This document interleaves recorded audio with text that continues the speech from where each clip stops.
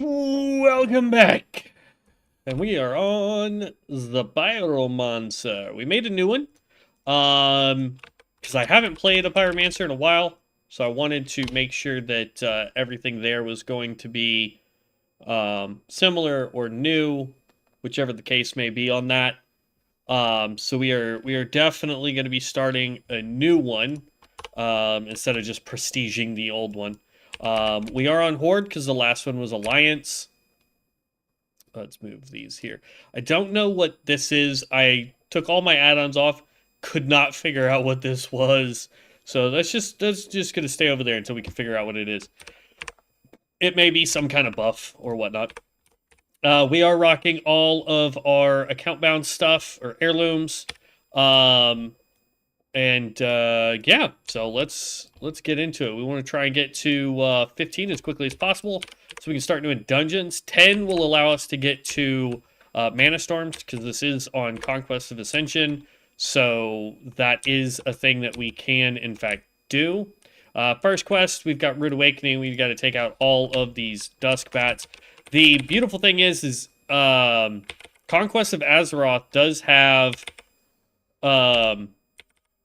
Ooh, come on. We apparently got to a spot where we couldn't view him.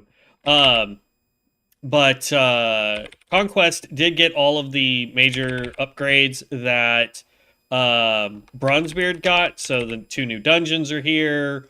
The only thing it does not have is going to be the necessity for the World Forged items that drop Mystic Enchants, because this server does not use Mystic Enchants of any kind. No cards, no Mystic Enchants in of themselves, that kind of stuff.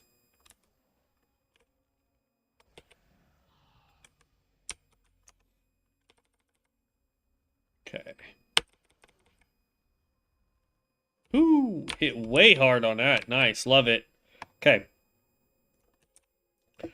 We have our book here. These are embers, which are required to use our Flames of Neltharion. That's a little bit different than before.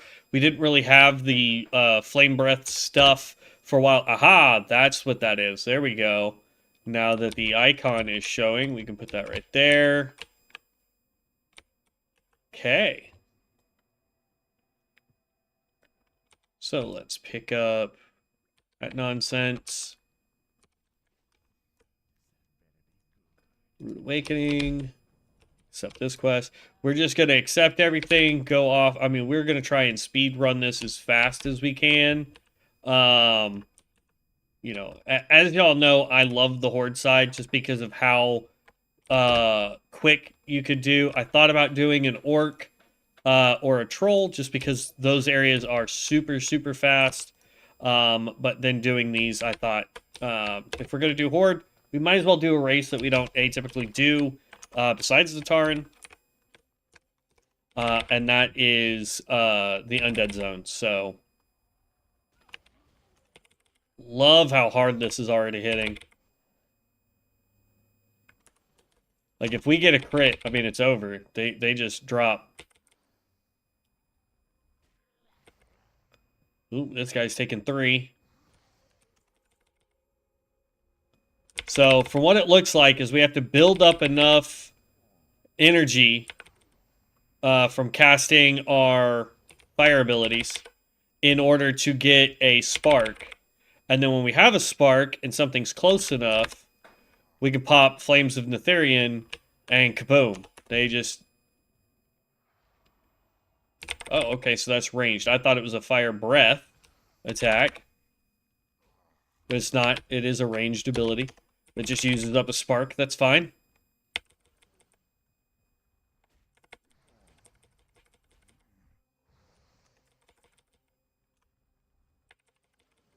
Gotta watch our mana just a little bit here. Hopefully Pyromancers have a way to quickly get their mana back. Last time we played a Pyromancer, we did find out that there is a way to get instant casts. I'm going to go the Draktherin, so the Flame Breath build this time instead of the pure damage or whatever it was that we did last time. I think it was dots. to be honest with you. Can't really remember off the top of my head there. I'm just going to grab this guy's quest. Then run in here and turn this in real fast.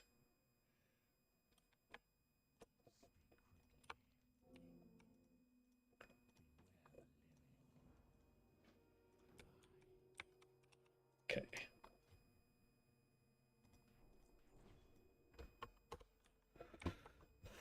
All right, so now we have Blaze. Blaze consumes an Ember, but let's see. Burn an enemy for 120 over 16 seconds, so that's a dot damage ability. Magma Skin. We can only have one skin active at a time, so we're going to go ahead and pop that. Skins will go down here, I guess, to start us off with. This is a heal, by the way.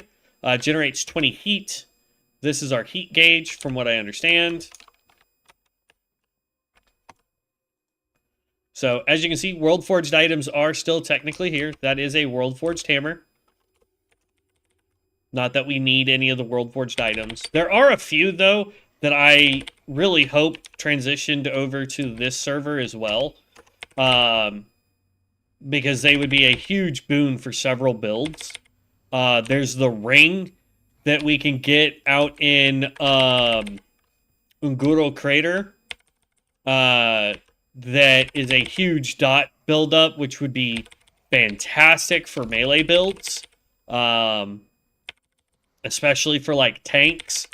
If you're good on defenses and you're just wanting to get a little bit more... So we need the dogs and the bats, too.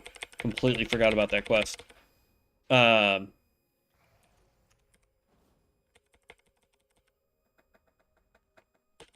So used to, there was a button that would make it... It's called overheat. To where if we hit overheat and then hit blaze, it spread blaze to a whole bunch of targets. It was the only real reason for a while to use overheat. Besides, once we hit 60, we had a I called it the pew pew laser. Or no, we had an orbital cannon that we used. Basically, it just shot a mass beam from space of just pure fire damage, and we loved it. Stop. Good. There we go. Okay, almost done with the skeletons.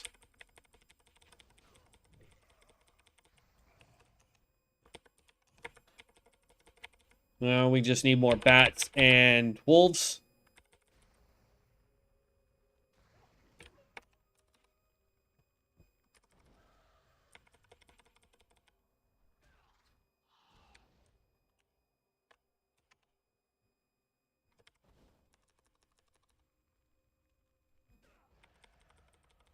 It doesn't look like there's any correlation between using Blaze and the Breath of Netherian. Aside from you run out of embers really fast.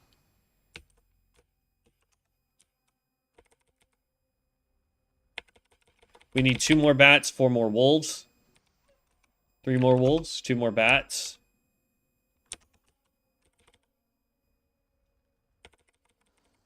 Already level 4.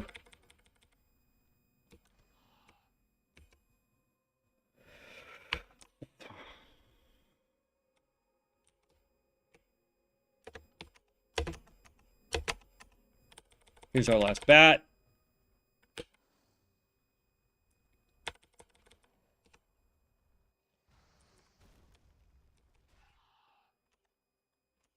Then we just need these 3 wolves, and we're good to go on that quest.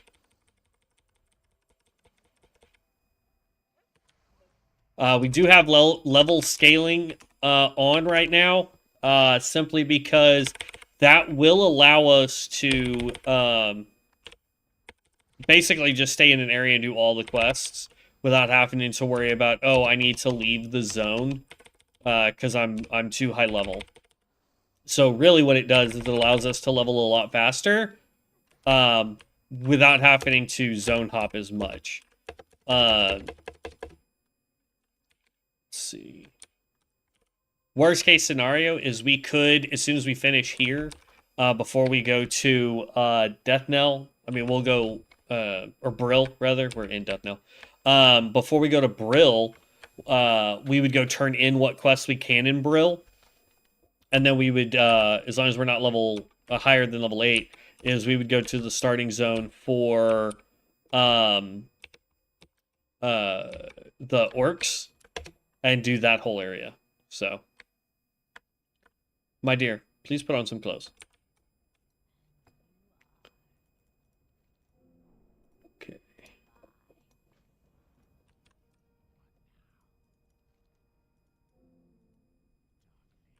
What's fun is we're doing enough damage that leveling up isn't real, or we don't need to use our book because we're doing enough damage right now. Let's just hope this guy's not as expensive as the mage over on Bronzebeard, because holy cow, that was atrocious, man. So we've got here. Mars Last Wish requires us to go take out a dude here. So we've got boxes, and then we've got a skeleton head, and then spiders to go do.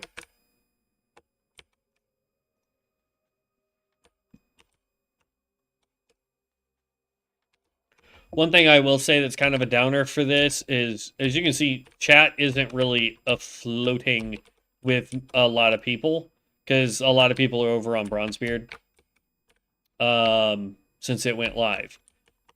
Which means we probably won't be able to do dungeons, so this guy's going to be slow leveling, basically, up to the point that we just tried to do Mana Storms by ourselves, or one of the people that we used to play with come on and be like, hey, I'll play with you, kind of thing, and we do like Mana Storms or whatever.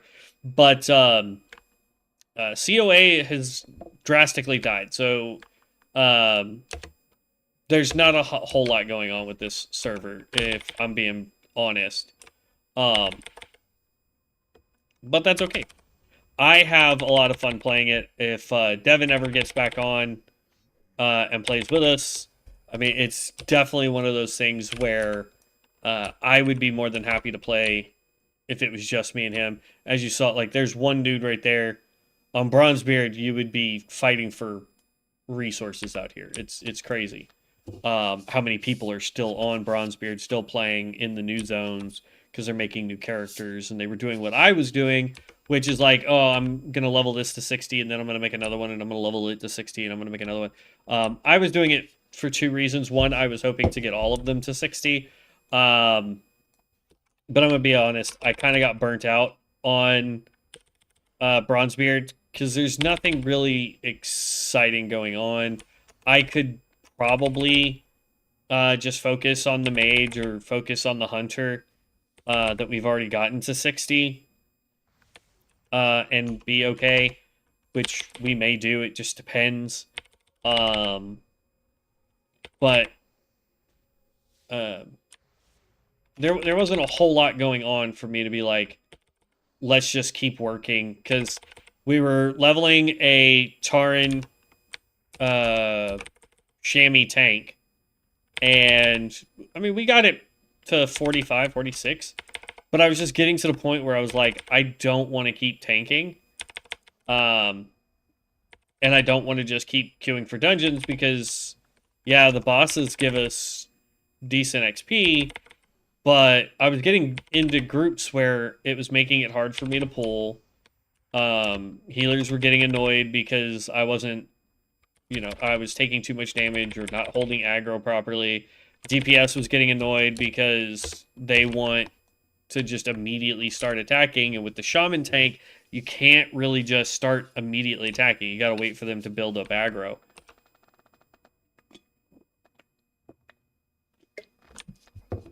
So it's a very frustrating class.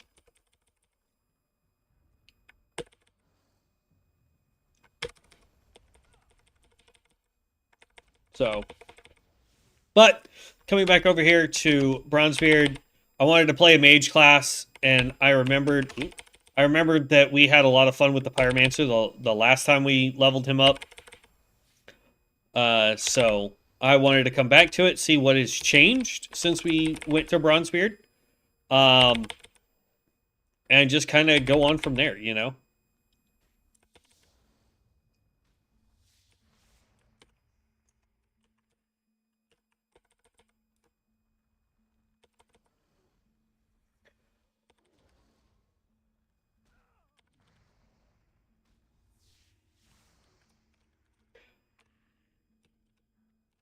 What's funny is we're healing faster than we're taking damage almost.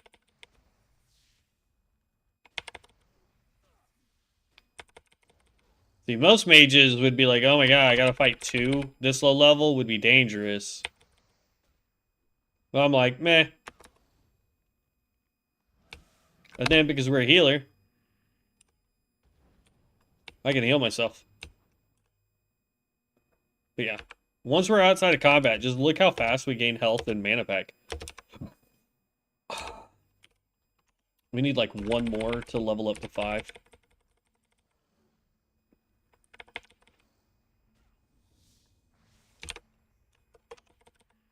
Okay, apparently more than 1.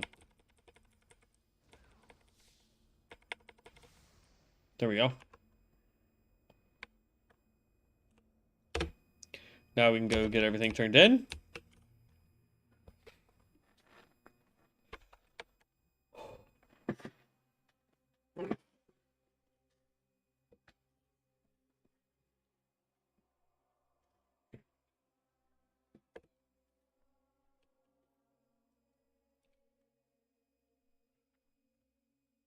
Yeah.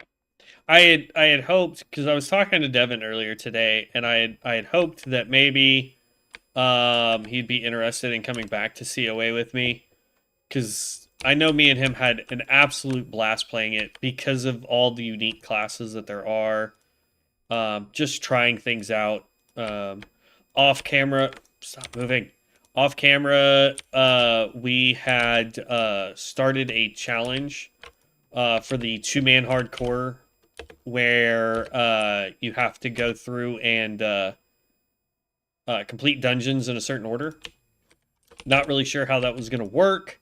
We didn't get high enough. I think we got to like level 10 or 11, somewhere in that ballpark, I think. I was playing a Sun Cleric, and he was doing a Witch Hunter for the tanking. So that would be fun. Reduces the damage by 10%, taken by 10%, and causes melee and range damage taken to deal fire damage to attackers. Okay.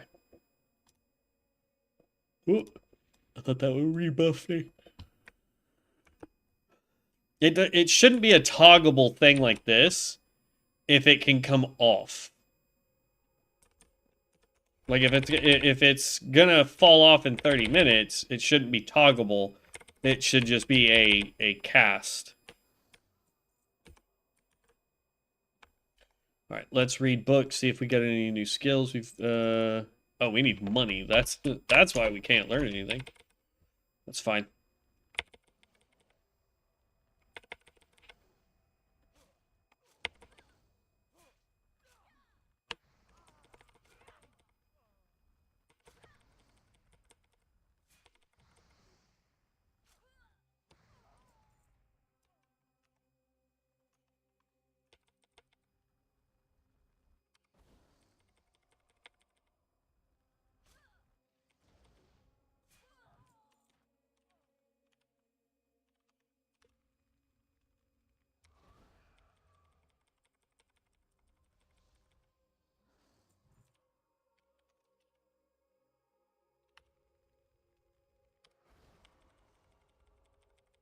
Used up all our embers. We can do damage very quickly now if we want to use up embers, which is nice. Like, it gives you a reason to use other abilities.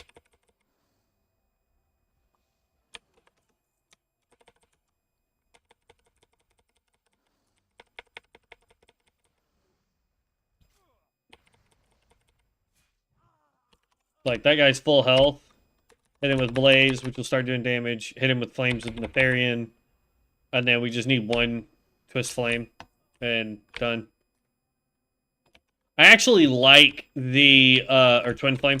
I actually like the animation that they gave Twin Flame. So we're not just throwing out a normal fireball. Like, there's something to it, you know? 2 more.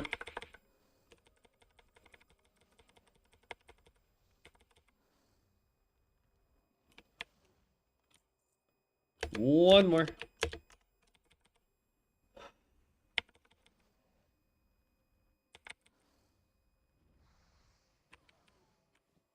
Okay, now we get to go back to town. We'll sell while we're in town so that we can try and get some more stuff. I'm not going to worry about professions on this guy. In a normal situation, I would do tailoring and enchanting. Yes, I'm on COA light. In normal situations, I would work on the two primary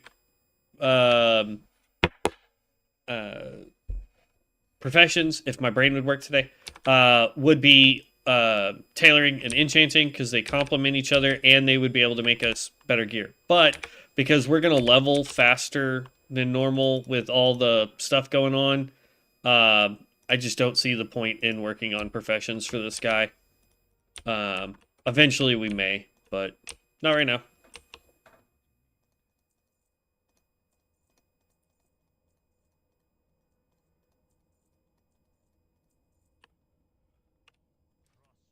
Okay.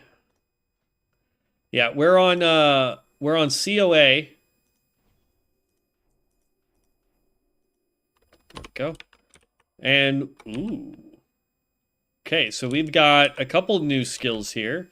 We got a new skin called the Ember Skin. Generating an Ember grants your next direct damaging or healing spell a 5% increased chance to critically strike and allows it to heal you for 15% of its value. I think we're going to put that skin on. That one's pretty cool, in my opinion. This generates one Ember every time it's cast. It's got a 10-second cooldown. Hurl a molten rock, smashing into an enemy, dealing 40 flame strike damage. That's new. We have Cinder Grip. Raise a lava crag from beneath an enemy, rooting them in place, dealing 5 fire damage every 2 seconds for 40 seconds. Damage dealt may break this effect. Only one enemy can be affected at a time. So that's actually new. That's not new, but it has a new effect. All right, so we're gonna try this. I want to go that right there. Oh, that's an okay.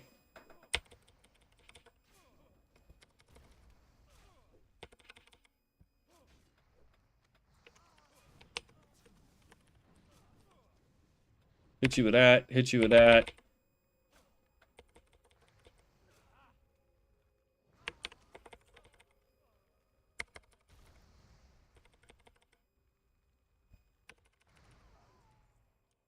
Not bad. So we're already doing some serious damage. But yeah, Light, we're on COA. We went back to it just because Bronzebeard, I was getting burnt out, man. Just trying to level those classes, and I wanted to do something a little bit more unique. So we came back to COA. This is kind of where the channel started when it came to Ascension anyway. So it's nice coming back to it.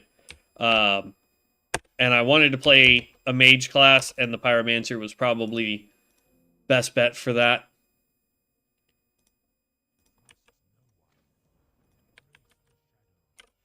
Okay.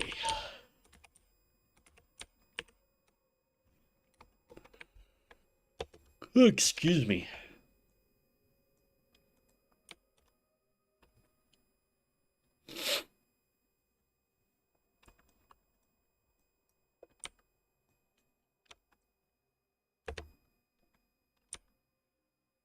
What really got me thinking about coming back to COA was Bronzebeard had gone down. This was a couple weeks ago. Bronzebeard had went down, and for whatever reason, we couldn't get back into it. It was having issues.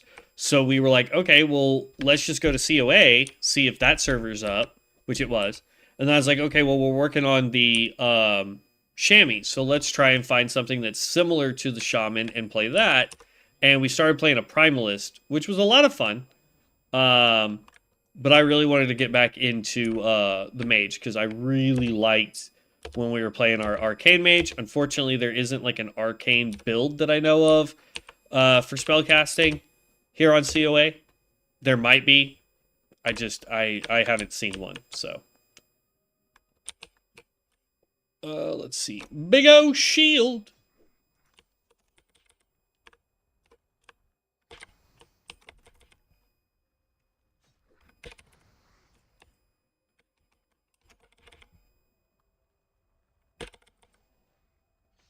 Whoo, big hit.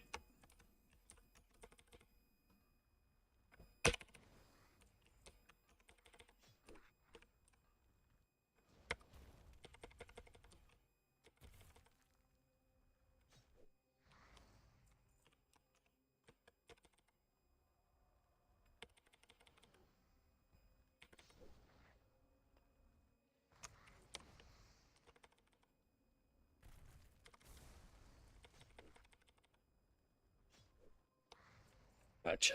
All right.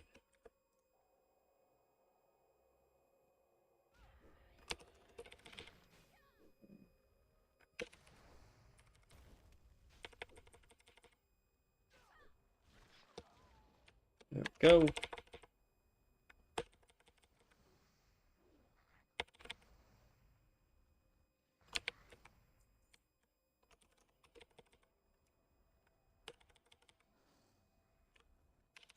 How the heck did I miss?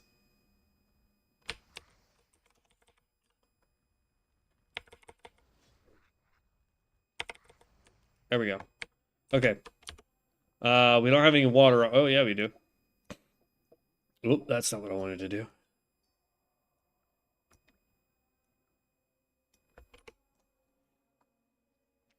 Let's help that mana go up a little bit faster.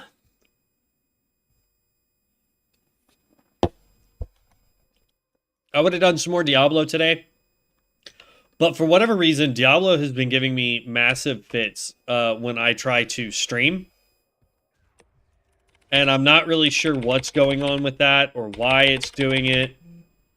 But we do. Like, everything will run just fine. Normal, easy peasy. And then the second I go, live, my computer will lag. The stream lags. I mean, it's just not... It doesn't look good. So, I'm not really sure what the deal is there. Hopefully I can figure it out, because Diablo 4 has been really fun playing the Paladin. I did play Ashes of Creation yesterday. I like where they're at. My problem with that game right now is the... Ooh, that's done. My problem with it right now is the way the cameras work. And I say that because, like... Ooh, let me pick that up. So, in that game, you can't turn like this, right? So that the camera moves. You can only strafe left and right, and then you can move forward and backwards. So if you want to move the camera, you have to use your mouse to move the camera while you're running, right? Either you can move it free angle like this, to where you can, strafe this way while looking behind you or whatever. Or you can move it with your character as he runs forward, and then you can strafe and move the camera, that kind of stuff. Which is, I mean, I guess it's okay. But my biggest concern is, or my biggest issue with that is, when I'm doing that, and then I have to get into combat, I'm not able to, like... Luckily, I have a mouse that has buttons on it so that I can set those buttons and use my skills as need be. But if I didn't have that, I would have to angle the camera, trying to go into combat, have to move while in combat, then take my hand off of being able to do attacks, to put my hand back on the mouse to move the camera angle, and it's just a lot. It's a lot of extra steps for no reason. So I'm hoping they will fix that. You don't need to make the camera not attached to the character. If they fix that, I think the game will be dang near perfect so far. Because it's a lot of fun. I had a blast playing the mage yesterday. And so, I feel like it would be a fantastic game to play. But right now, it frustrates me a little bit too much. when I'm trying to do something and then I have to move the camera and then move my hand off the mouse to then put it back on for TPS. It's just a lot.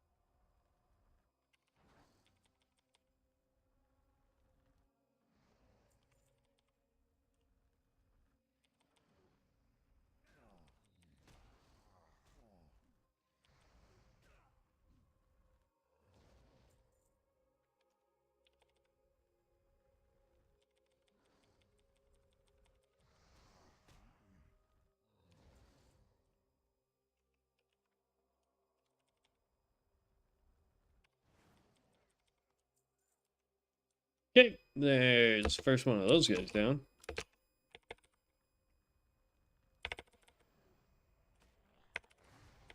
Like, the hardest fight over here is going to be the guy that's in the basement. I think.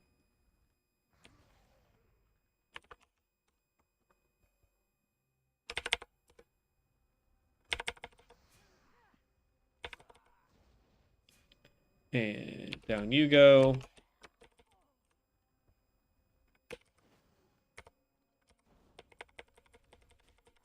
This guy's an elite, so probably should have rested first.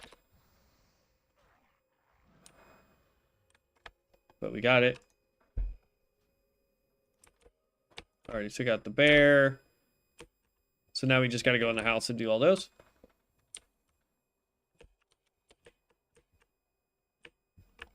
The fun thing is for us anyway, since there isn't a lot of people out here doing these quests, is we don't have to sit here and be like, oh my god, I gotta skip this part because too many people are trying to do it right now, to go do a different part to then come back, and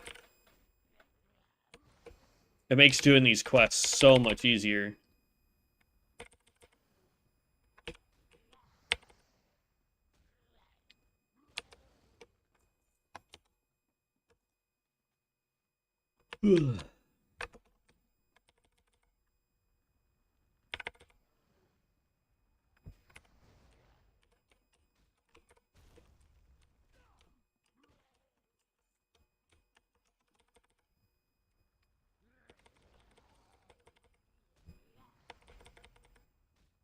I like how we have to have a weapon equipped in this game, but my guy doesn't use the weapon to cast magic. He just uses his hands.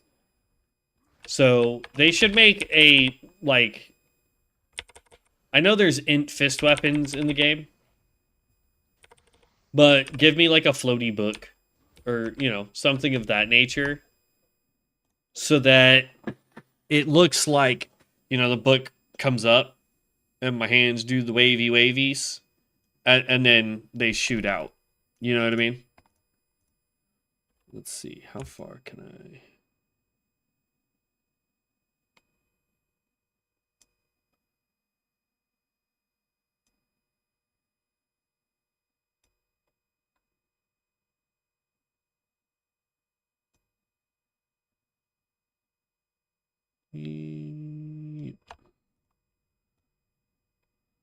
Oh, nope, that's not what I wanted. There we go. Just wanted to move me over a little bit. Jeez. Okay. But yeah, I mean, it's one of those things. All right, let's. Ooh, that's not what I wanted to do. Hopefully, I didn't just mess anything up there. Okay.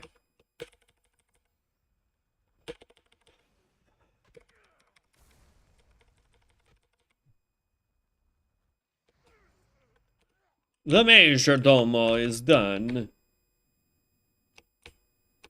Then we come run up here. There's a thing on the table. Then we run outside and grab the thing on the roof. And then this area is done. Well, we got to go downstairs and fight a demon. But then, yeah, everything's done.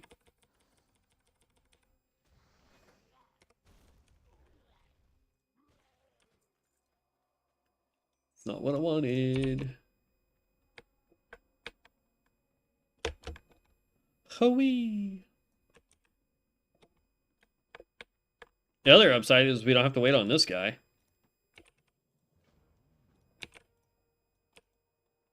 The dude that's down here. We just straight up get to fight him. Alright, here we go. 5, 6.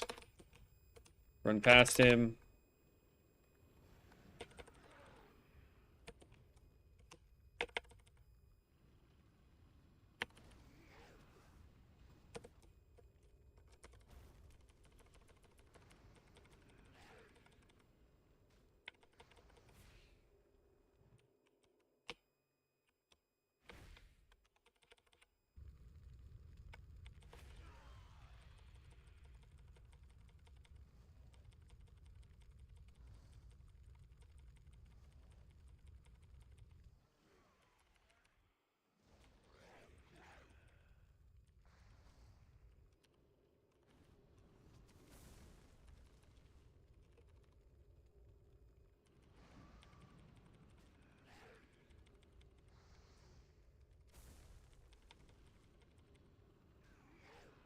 And there we go. The elite is down. And we get to go turn everything in. Whew.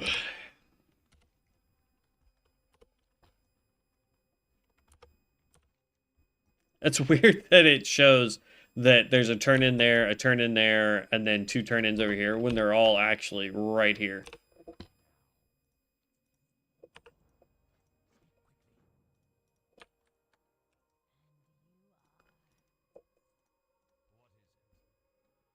That's 1 silver, 6, 6. Okay. Level 8. So technically what we'd want to do now is use our scroll or our travel permit to get the heck out of here and go to the orc zone and do all those quests. I'm not going to care that much. We can eventually, well, since I doubt we're going to get to do a lot of mana storms. Oh, that's a Fell Hunter, right? Isn't that what you're called? No, that's a Venomancer. Never mind. Since there won't be probably a lot of dungeons that we get to do, we might as well run, turn in. Ooh, it says there's a quest up here. Oh, the beginner's book of Ascension. It wants me to go do like the inn and everything. We'll pick this stuff up and then we're gonna run out of town. We'll turn everything in if we are able to do it in a way that there we go. Just pick up everything. If we're able to do it in a way to where we are still level 8 by the time we finish turning in everything that we can turn in here, so that I don't have to abandon any quests, then we'll use our travel permit as long as we're still level 8. Vanity. I have so much. Where's my travel permit? There we go. Put that down here. We'll empty out our bags, buy up some food and water. Honestly, it's just water because we can heal ourselves, but still. Tell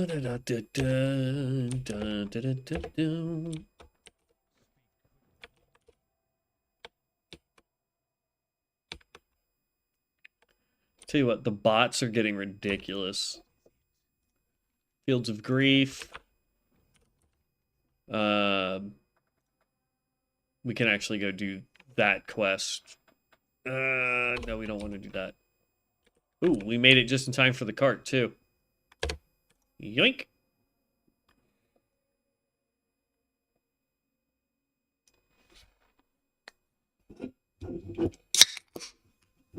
There we go.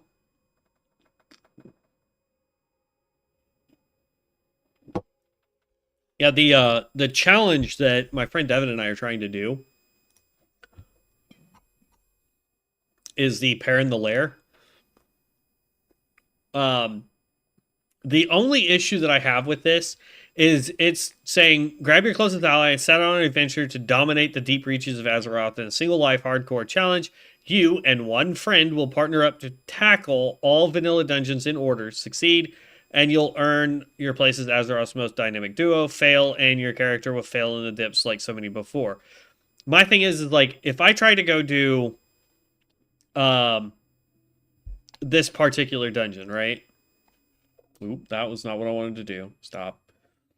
If I want to do Van Cleef, I know that he is in Westfall, right? Like I know where he is. But if I'm not playing an Alliance character, do I get to queue for that dungeon at level 15 or level 18 or whatever it is, as long as it's before level 21? Can I queue for that dungeon with just me and my partner, and it allows us to just teleport to that dungeon? Or do I have to actually wait? They're all 174. Okay. Do I need to, like, do I, or not wait, do I actually have to run there first and make my way to the dungeon? Because there will be some dungeons where getting to it is going to be a massive nightmare if I cannot just teleport to it. You know what I mean?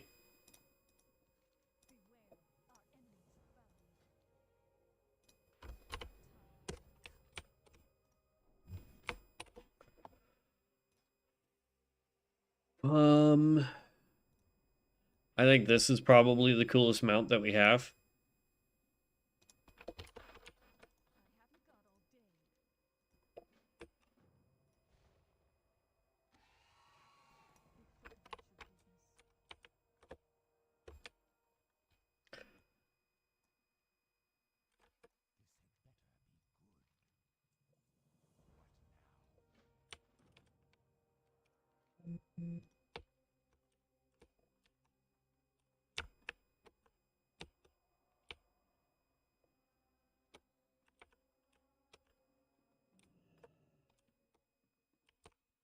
Then we turn this one in.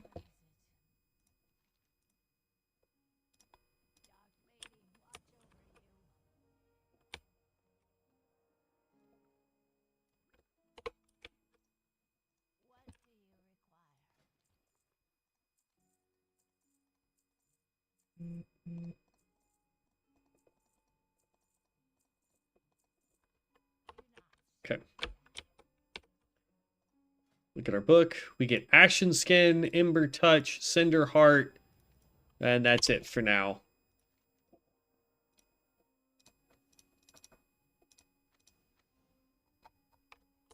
Okay. So we ended up getting Ashen Skin. 50% of your mana regeneration will continue in combat, and upon receiving damage, you regenerate 5% of your max mana. Can only occur once every 10 seconds, lasts 30 minutes. That's going to come down here to our other skins. I don't know why they're not up here like they used to be. They used to be an actual buff, not a timed thing, which is weird. We also got Ember Touch, which consumes 1 Ember. Warm an ally with ever-living flames, healing them for 118. Additionally, scaling with your spirit.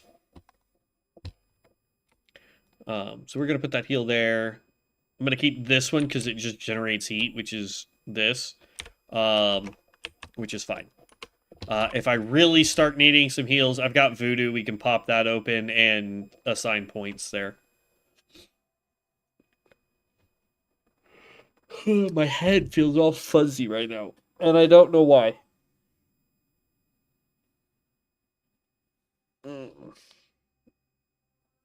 It's that weird feeling, like, you know when you feel tired, but you're not tired, like that whole jazz. I don't know if it's because I started drinking these bubblers, and they do have a natural caffeine in it, and I haven't had caffeine in forever. Or if it's just the weather, or the fact that I was running around doing a lot this morning before I got home and started streaming. Like, I don't know. Like, I don't know what's up, but something's up, and I don't know what. Okay. So technically I do have quests that it wants me to do here. I'm going to abandon all of them. Because we can now come back and just do them all. So we're going to go abandon. Yes. Abandon. Yes. These two I'm going to keep because they're from the book. This one, abandon. Yes. And actually... Yeah, okay. So, that being done, this is set to Tristful Glades, so we can always come back if we want. But we're going to go here, and we're going to go to the Orcs. And now we're here in our favorite zone. So we just pick up all of the quests. And now we do this whole zone. And the neat thing is because we're level 8, we actually get to pick up a bunch more quests than you normally do when you start over here. And because we have everything level scaled to us, we're able to do that with no problem. We want to put that here for right now. Go in here, turn this in.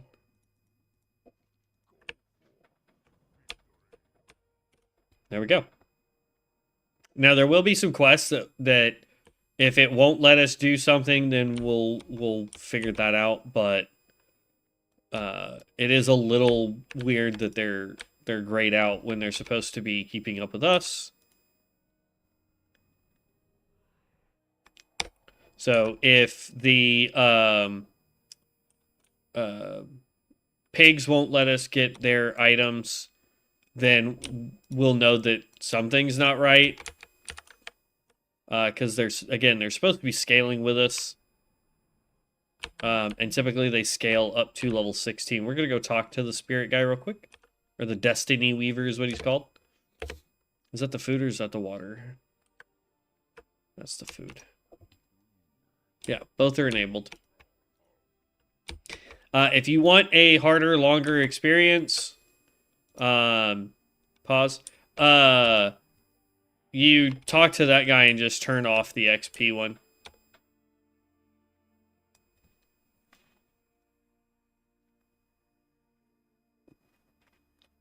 Or you can turn them both off. It doesn't really matter at that point, but...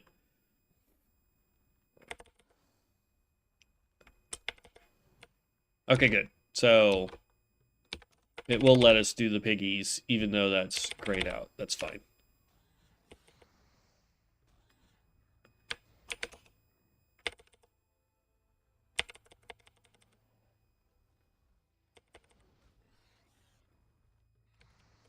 So then in that case, we get to just blitz through.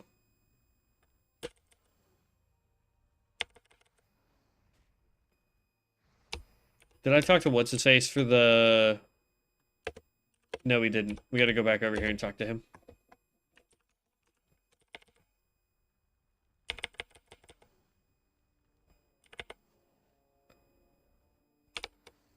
There we go. Yeah, my toss-up for this was either going to be the Stormbringer, because I really enjoy the Stormbringer, or the Pyromancer. And I decided, basically last minute, as I was getting everything typed up, for this. I was like, you know what? I'm gonna do the Pyromancer. So that's what I picked. And that's what we're doing. Okay, we are gonna go this way because we need to get the flower. And then what we'll do is we'll pick up the flower, we'll run back, we'll grab the Vile Familiars. Then we're gonna run and finish doing the peons as we come back around. Like, we're just gonna make a big loop here. That guy's already asleep. So we'll just run over there and whop him a good one.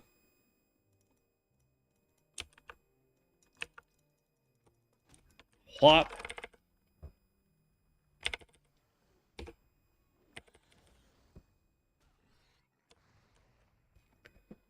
But, like, we figured out this little, quote-unquote, trick to leveling on the Bronzebeard server.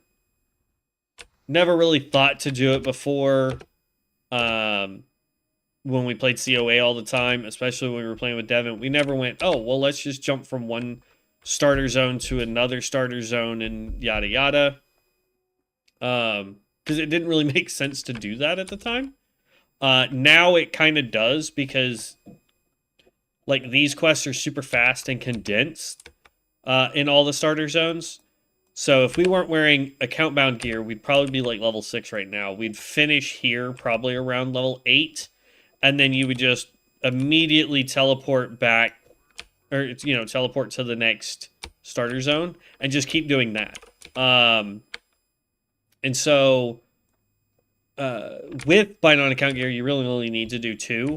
And typically what I would recommend doing, had we started as a Tauren, it'll make more sense doing it this way, but let's say you started as Tauren, you would do Red Cloud Mesa, you would go up and at least get the quest turn-ins for here, so that you get everything from Red Cloud Mesa getting you here. Then you would use your thing to come over here to the Valley of Trials, do all of Durotar. Once you get all of Durotar completed, because it's going to take you to the Barrens, you would come back over here, do the next town here in Mulgore that takes you to Thunderbluff, because Thunderbluff is going to take you to the Barrens anyway. And so those 2 starter zones kind of just lead you straight into the Barrens, straight into getting the Barrens started and completed. Whereas if you do the Undead zone, not only are you flopping between 2 different major zones, but there isn't really a quest line that leads into one another.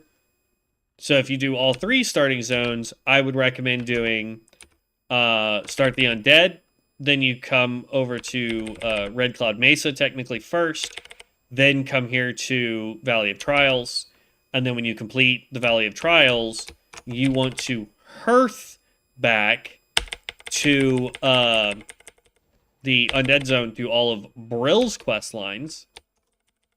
Then you go to Undercity, or sorry, then you take the Zeppelin when you're getting ready to go to Silverpine Forest to come back to Orgrimmar, and then you fly from Orgrimmar to Thunderbluff, and then go down and do all that. Like, it's a lot more complicated work than just doing the 2 zones, because you can do a lot of flying back and forth between the 2 zones. Speaking of which, there's a vanity item I forgot to give myself. I think I just saw it.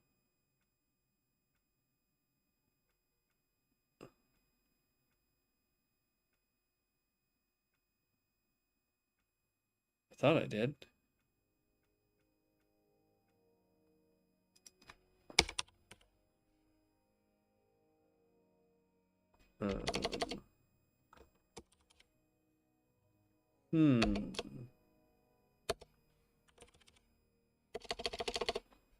What is that item called?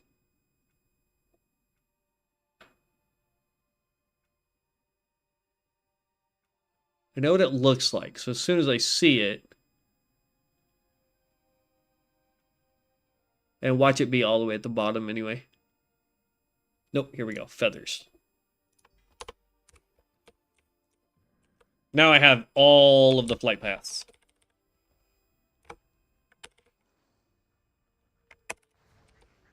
Okay, there's all those. We just need, what, 2 more peons? And then we go back and we turn all those in and get the next set of quests.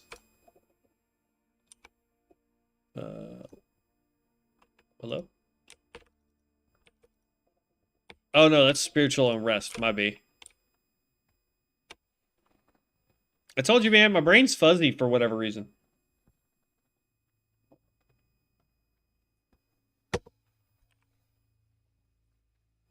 War mode. I don't remember activating war mode.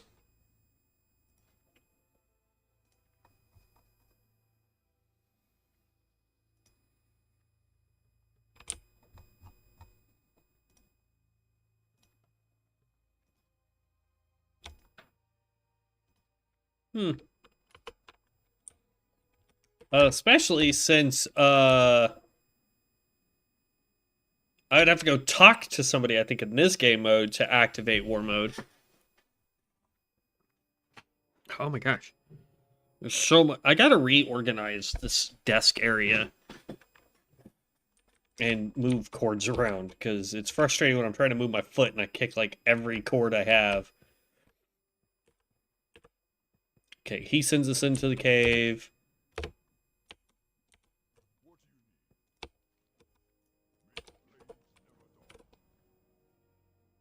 And then this girl sends us into the cave. Or no, I think she just sends us straight to Sinjin Village. There's one other quest I need to do. Before we start the new stuff, just to be on the safe side. There is the big scorpid right above us.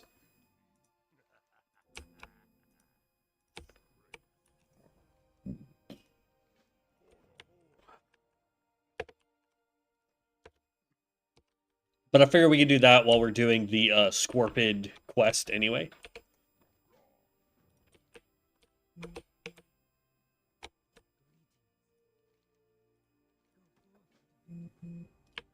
There we go. That's all the rest of the quests. If you're gonna be in my way, bud.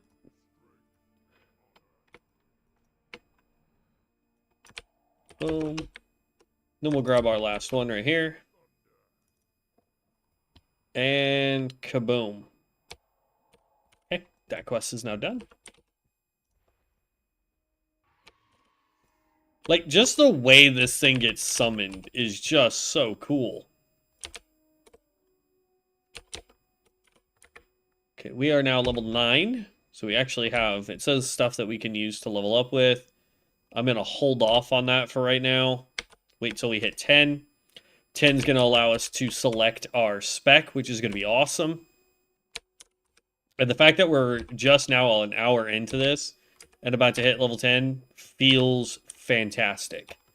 There are ways that we could have pushed that a lot further and a lot faster. But yeah. I'm still feeling real good. Okay, so we've got the turn in right behind us. I'm not going to worry about that right this second. I want to go grab this guy. And then we got scorpions that we need to take out as we go up the hill.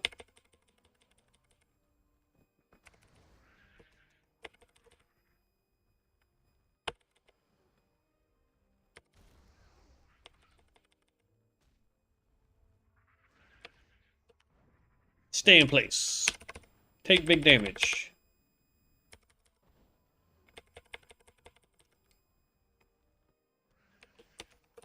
And then you stay in place.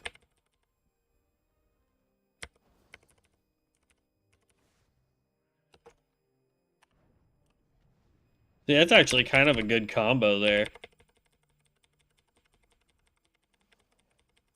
It's like, look at that. I got it below half before it can start moving. Now, that's not always a guarantee, because it says any damage could set this off. But the fact that it could keep them locked for 30 seconds... That's really good for single target. If we could get that for AoE, oh my gosh.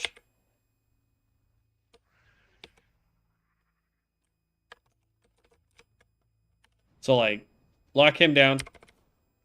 Hit him with that. Hit one big. Look at that. Bam!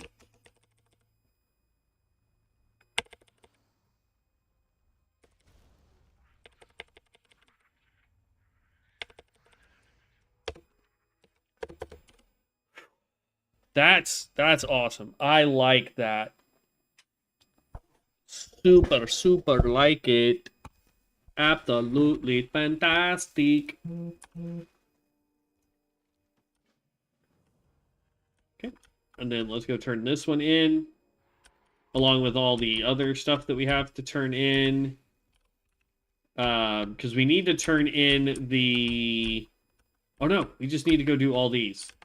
Burning Blade, the pick, and the blood. Yeah.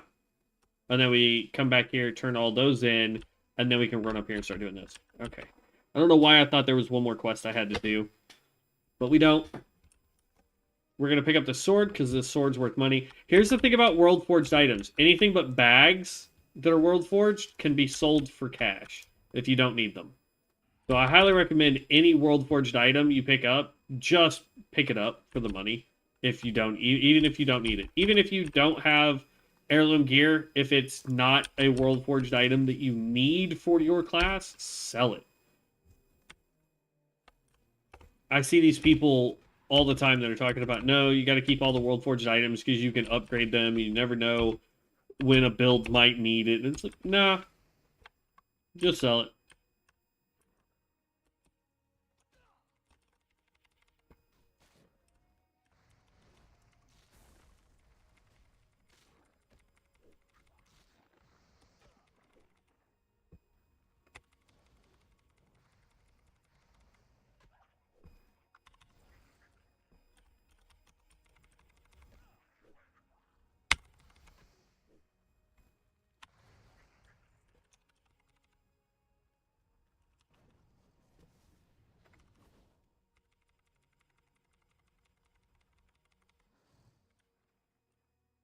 That feels kind of warlocky, if I'm being honest. The fact that I can sit here, in terms of just like dot damage, you know what I mean? Hit you with that, hit you with that, and then I can just ignore that target because they were taking damage from Blaze and from Cinderlock. Okay. So we Cinderlock, Blaze. So now that those two are doing damage, throw the big guy. Hope that he doesn't break free, which he did on that one, but that's fine. And then you just cast Twin Flame. And you're good to go. We probably could have done another Cinderlock as soon as he procced out of that. But it's fine. It's fine.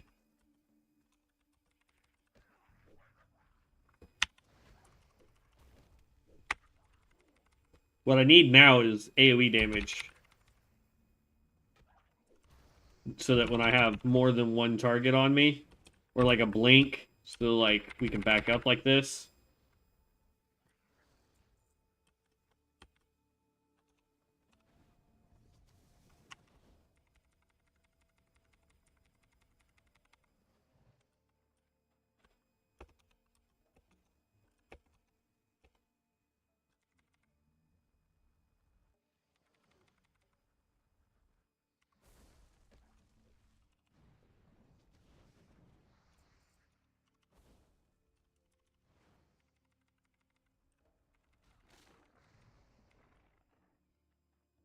Does this just cost mana?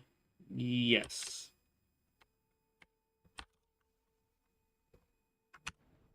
So we're gonna Cinderlock you, throw that, get the big hit you with that. Now you're down, which means we Cinderlock you, Blaze, do this to get a free Cinder, and you're down. And now we get to run out of here, because we've completed all these missions now.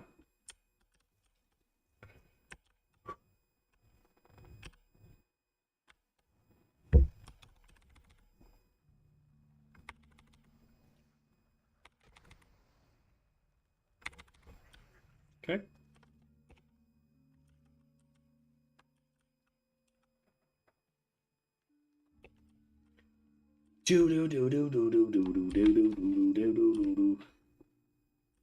I mean, the cool thing with being in war mode, for whatever reason that we're in war mode, is we are getting 10% more XP on top of the 70% XP that we're getting for having our heirloom gear on.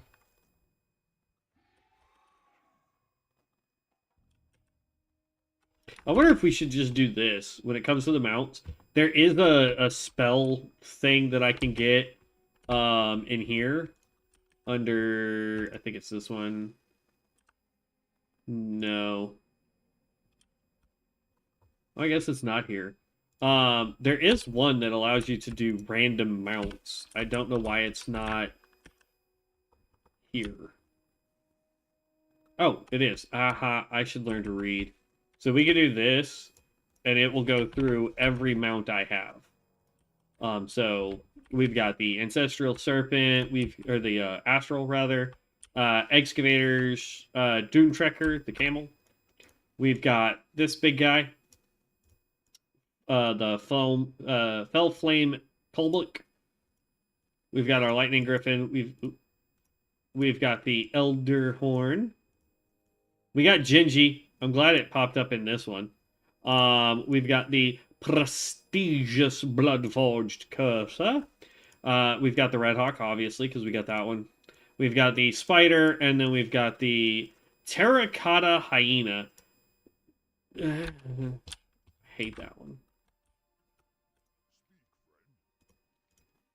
We'll give it a try. See if I get irritated with the rotation that the random gives us.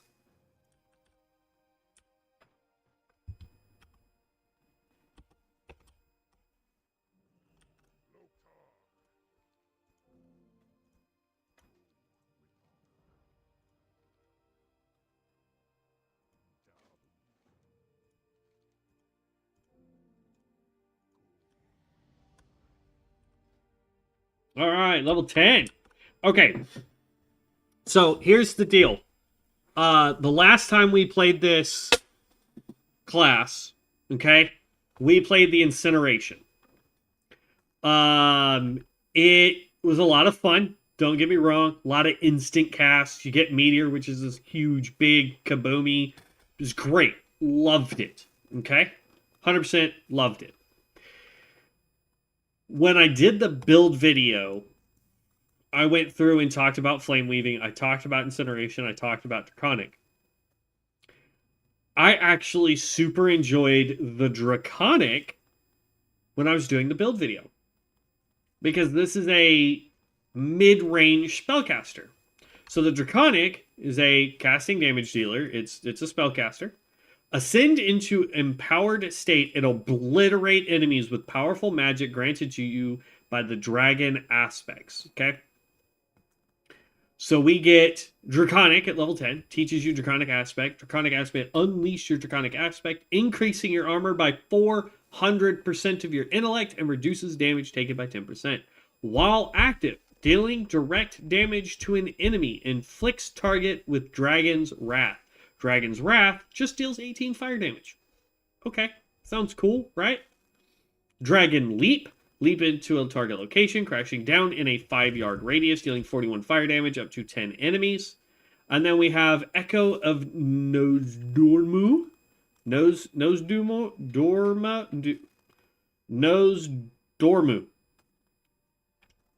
Whatever. Consumes 1 ember, obliterate an enemy, dealing 112 magic damage, and reducing all spell and ability cooldowns by 5%.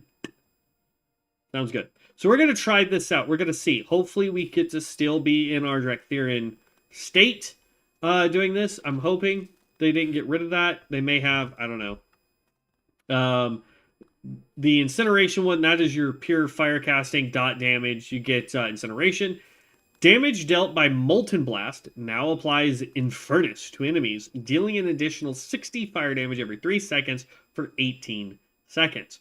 You have Meteor, call down a meteor in an 8-yard area, dealing 134 flame strike damage to 8 enemies and disorienting them for 4 seconds. The meteor melts affected enemies' weapons, disarming them for 6 seconds. This was amazing. You could cast it every 1.5 minutes. It was a great damage dealer. I loved it. And then Ignite. Generates 10 heat per tick. Burn an enemy, inflicting 140 fire damage over 21 seconds. If Ignite is dispelled, it will cause 68 fire damage to the dispeller. Sounds really great for PvP purposes. Here's the deal, though. It seems like they got rid of the overheat mechanic, so I don't know if you would still get your instant casts here. Flame Weaving, just so you know, spirit build there, like all healers. You get Pyromancer, Flame Weaving, periodic damage dealt now triggers Lantern Tender, healing the lowest health ally within 30 yards for 10. Can trigger only once every half second. Does not heal pets. You get Inferno Barrier, which is a shield. And then you have Ember Touch, which is just another heal. So we're going this way. So we start off with Leap here.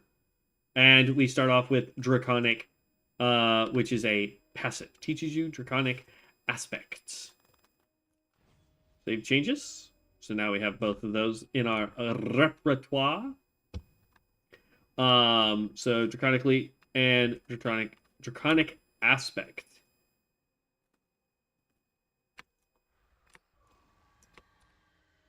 So now, instead of being in Draktherian form, we just have flames, which is different. I wish we could have kept the Draktherian form. That was a lot of fun.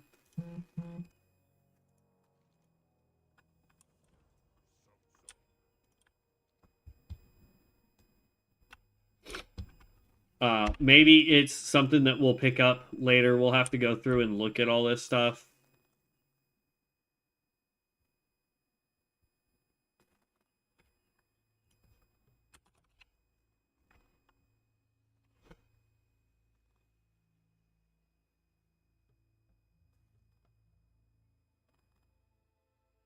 Draconic, Legacy of Deathwing, Twin Flame. Every third ember you consume now, Chris. So yeah, it feels like this has changed considerably. 5, 5, 4, so it doesn't matter.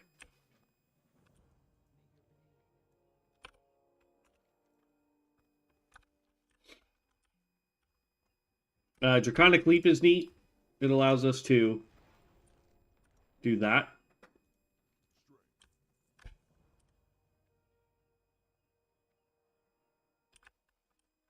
Probably won't use that all too much.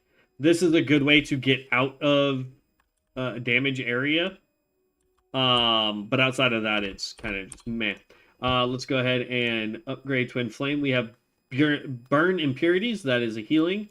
Phoenix Rebirth. This brings the dead ally back, so we'll put that down here. And see, you're healed. That can go down there. You are healed, so you can go down there. We'll see if I need to keep that stuff there or not. Blaze takes 10 silver. We don't have enough money.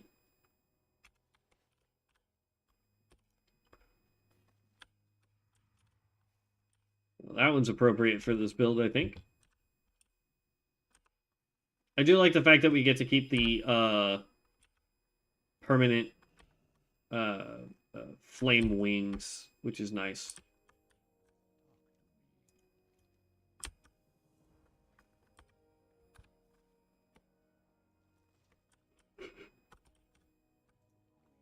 Okay, the way is shut, and it makes us stronger.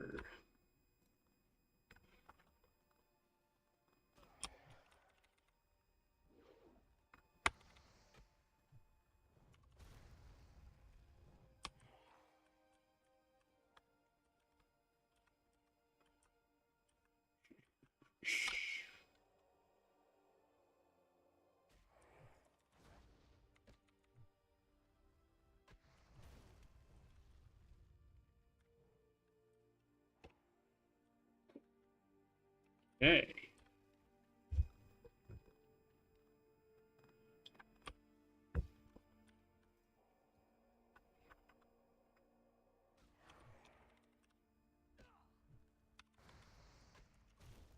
I think it's a good thing that we started a new Pyromancer instead of trying to play on our level 60.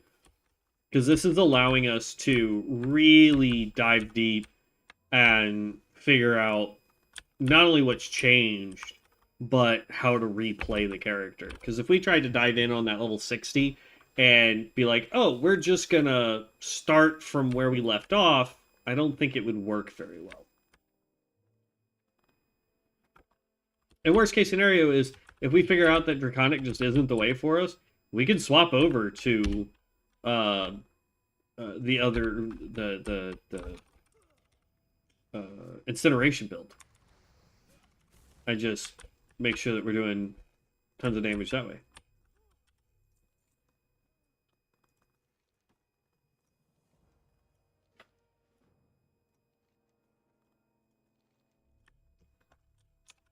Okay.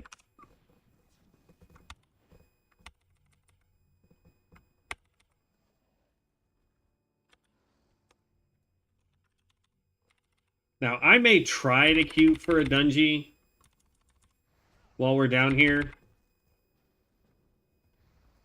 Sure, bud. We can party up. He's a Venomancer.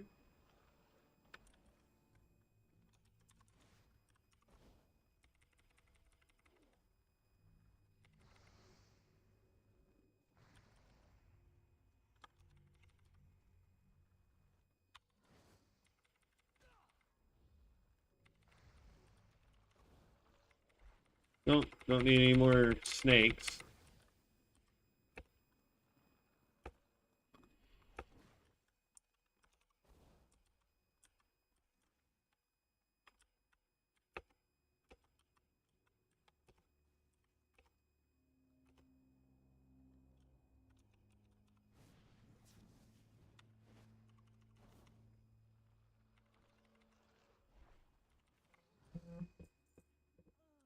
So we need bats and spiders.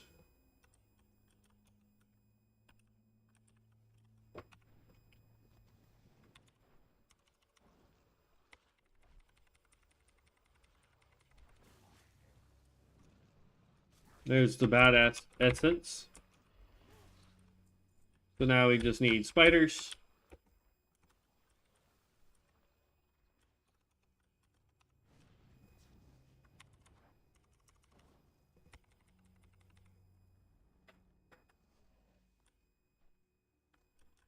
Oh, that didn't give it to me.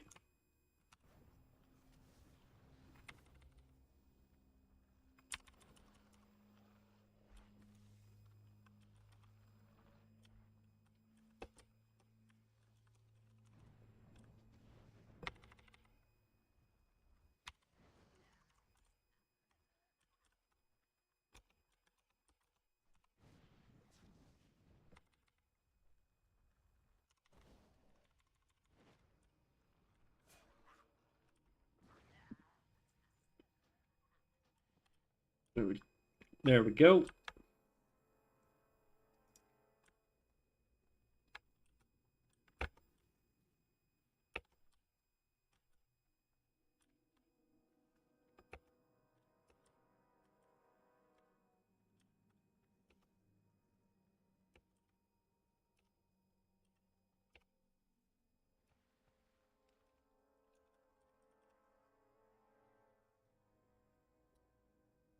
You coming, Venomancer?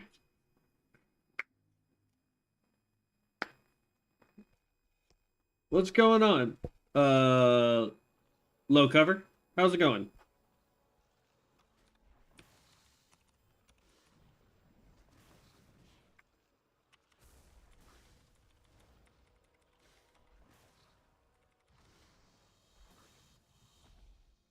There we go, all done. And now we run back up top.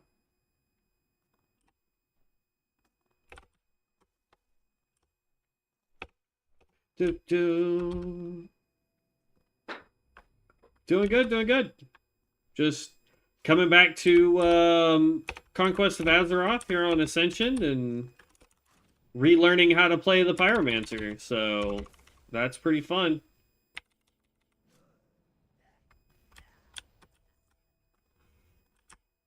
Okay.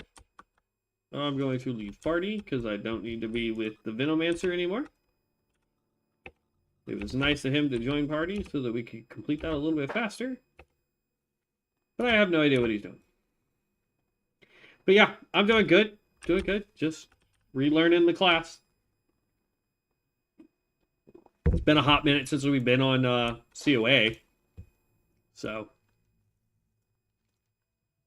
Boom. Pick up that quest. 1-8, 1-8, 1-8, 1-8, 1-8. They're all 1-8. Okay. Doesn't matter what I pick. There's level 11.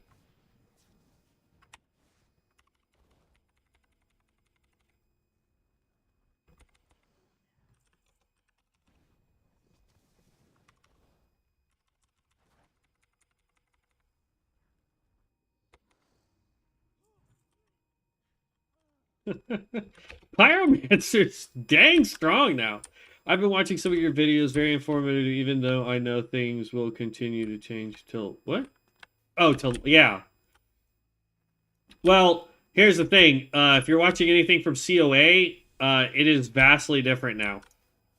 All the classes have been updated, upgraded, swapped, changed, all of it. Have you played them all with current specs and talents? I have not. This is the first class that we're coming back to for the first time since a lot of changes have occurred. So, I mean, the last time I played the Pyromancer, when you were playing the Draconic, you were a Draktherin. You shapeshifted into a Draktherin. I have a feeling that they changed it just so that, you know, they could say that it was different, I guess. I have a feeling what they're going to try to do is push COA as being their flagship stuff with all the drama that was going on with Turtle. So that if Blizzard tries to swing their sights over, they could be like, yeah, we took your, you know, your character races and designs and looks, but as you can see, we have all different stuff, basically. Yeah. Well, welcome. It is definitely unique. I really hope COA goes live soon, so that the server gets an influx of people. Because I can tell you this, this server is completely dead. Like, there's nothing going on. Usually, like, I can see some people in chat talking down here, but usually, like, the last time I played this, before it started to die off, you could look at chat and people would be like, hey, wanting to do Mana Storm, hey, wanting to do dungeon runs, hey, wanting to do this raid, hey, wanting to do whatever.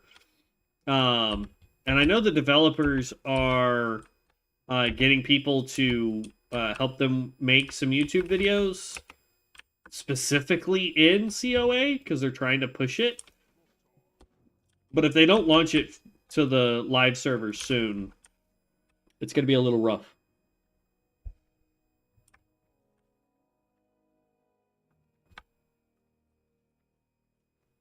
I will tell you the two most powerful tank specs, at least the last time I played. I don't know how they've changed or been changed, but the two most powerful tank specs back a couple months ago were the meta at the time was the what the heck is that class called? The Cultist and the Templar were the top two tank classes. Templar could literally solo the game until you got to raids. Like, if you were well enough geared, you could slowly walk heroics and not really care. You really just needed a party for mythics and heroics. Or not heroics, raids, rather. Cultists were good for doing mana storms and normal 5-man dungeons. But yeah, those were the metas, man.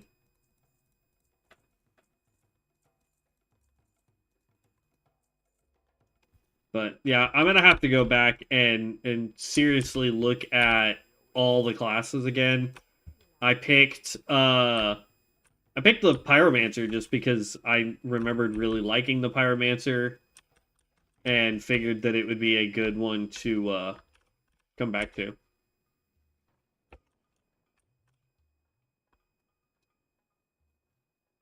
Yeah, me personally, I love the Blood Mage tank. Um, the last time I played the Blood Mage tank, it was like a 2-button tank. It is 1 button for single target, 1 button for AoE, and you just ran. And you self healed like crazy. I'm gonna have to go get my space heater, man. It's starting to get a little cold out here. I don't know if that's because I'm getting like drained or like what's going on.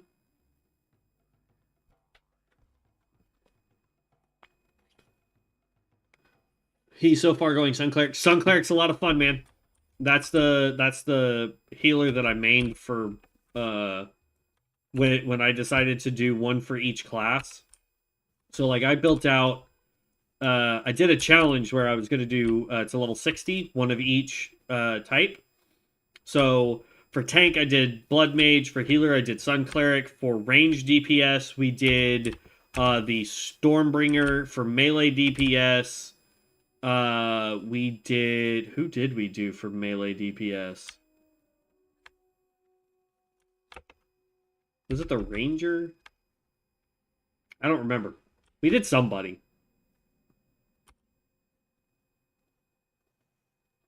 No, so the downside is I'm in a garage right next to the garage door. And it gets super cold out here. Going Primalist. I played the Primalist not too long ago because Bronzebeard went down. A lot of fun. I think I got to like level 12 or 13. So, a lot of fun. It definitely gets my thumbs up.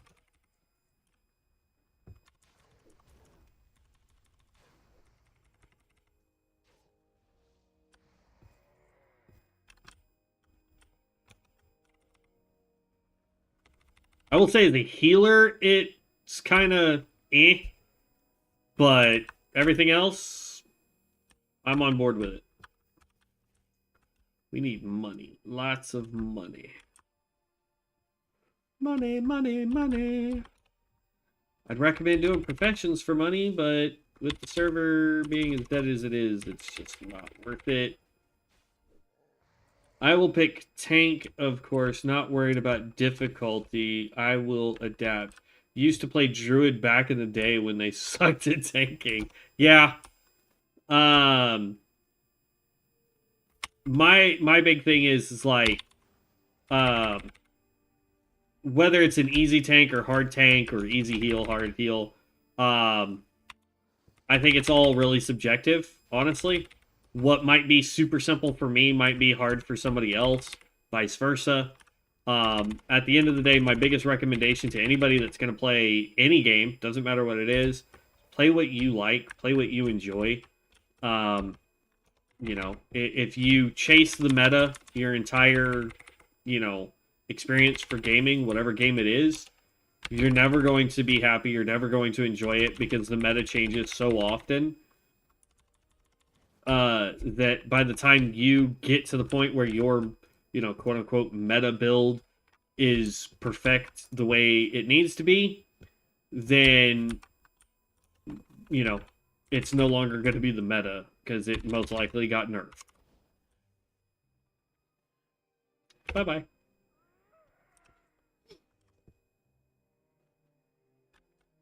They've been talking about game dropping before the first. Not sure, but hope not when I'm out of town. Here's the problem. They have been saying that they're going to drop this for so long to the live server that I've come to the conclusion that I'm not going to hold my breath until they actually launch it, because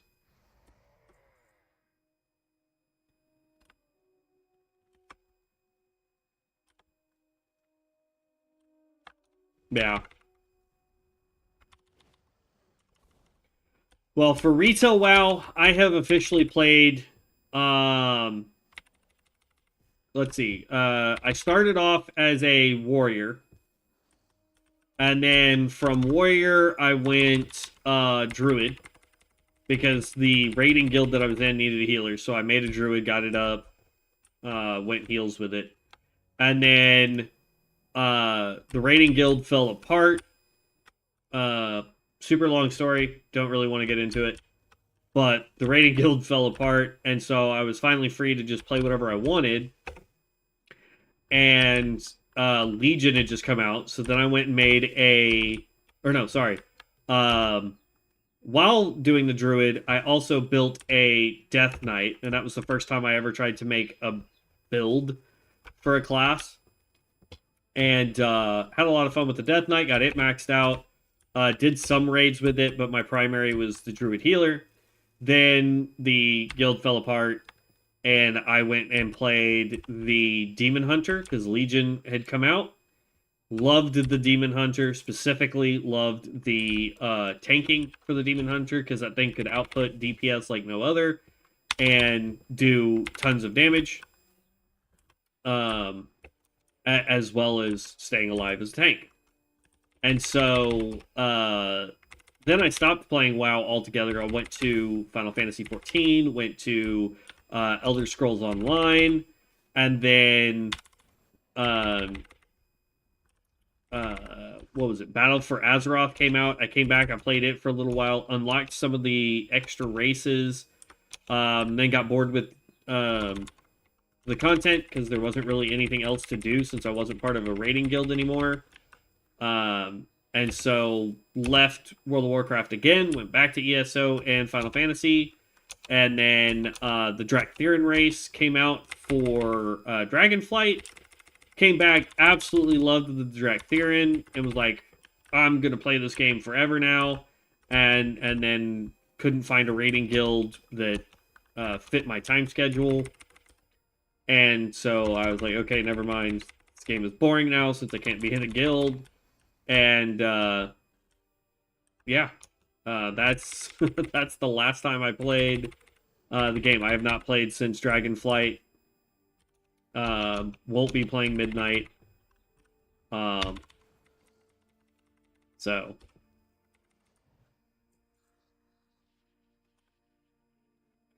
yeah, well, they dropped Bronzebeard because it was way more stable and still is way more stable than um COA. But the biggest problem that COA has is it's hard to stabilize a server that has died because everyone got tired of being promised that they were going to drop it. It's been promised to be dropped 3 times this month, or this year, rather. First, it was supposed to come out in the summer, then it got pushed to the fall, then it got pushed to we don't know. Because it was supposed to come out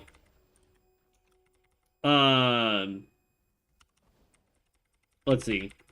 The first time they said that they were going to drop it was early Q3. Then that didn't happen, and they said, "Oh wait, it's going to be late, or it'll be early or late Q3." And we were like, oh, "Okay," and then they're like, "Oh no, it's still not going to be ready by then, so it's going to be early to mid Q4." And then it didn't happen, and so now we're still waiting, but that's okay. It will eventually drop, and we will all be happy. Part of a guild that was working on Kara, but already their druid slot, so me and a bunch left and formed a new guild in the first week, just pulling new members and beat Kara was crazy. Nice.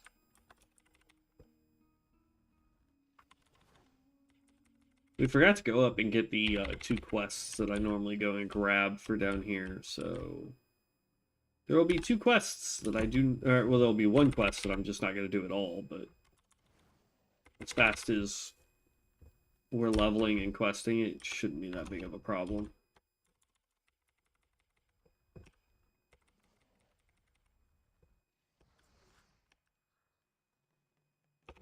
Come on, you just need 1 more eyeball. Be nice to me. Okay.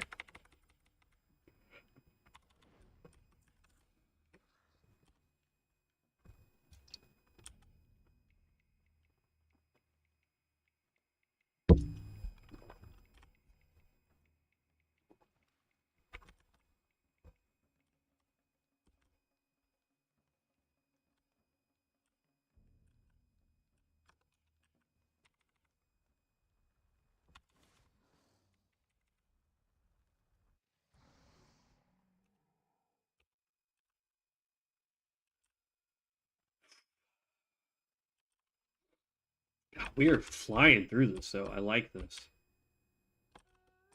Pyromancer is really feeling powerful.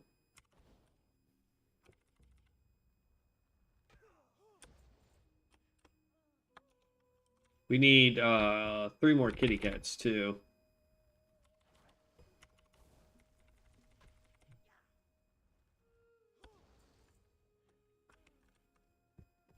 There's usually 3 over here. Hopefully we can get it all in one go.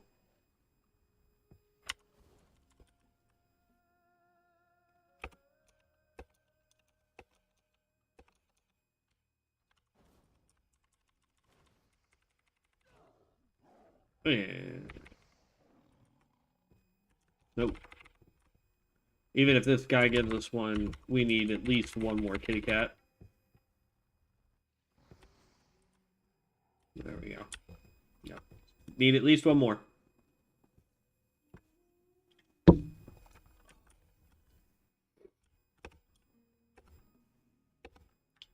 I think when we complete this island's worth of quests,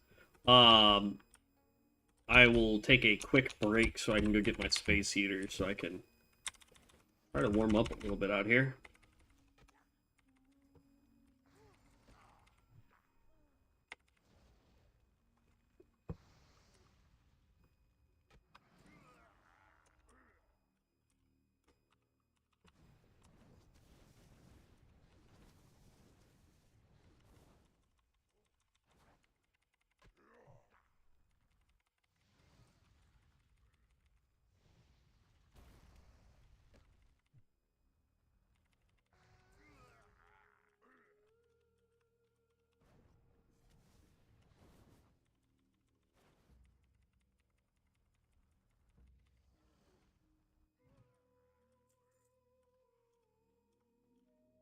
Yeah, Pyromancer is fun.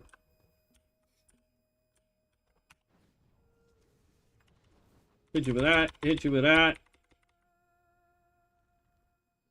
Boom, voodoo down. Those are usually the ones that give you the most trouble out here, the voodoo mancers. Because they can heal themselves, and then when you do damage, you hurt yourself, because they have the lightning shield. The chamois skill for that. Whereas the Hex Trolls, they're annoying because they can cast Hex on you. Or not Hex, but Immolation. So that can suck just because it's Immolation. It does damage to you. But like, look at that. Absolutely bodied that guy. Should be a kitty cat right here that we can take down.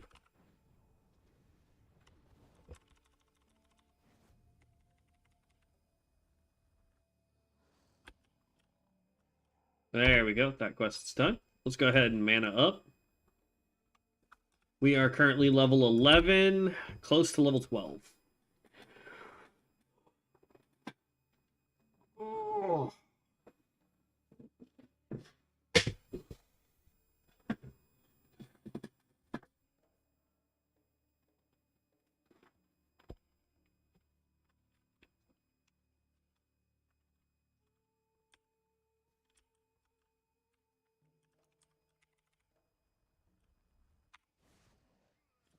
Two-tapped you.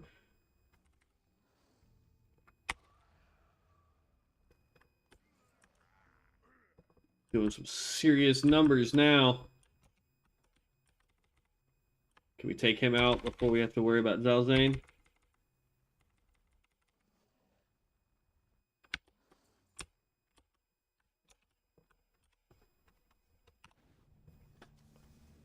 Boom, boom, boom. Ha! Got him before he could heal. Yeah.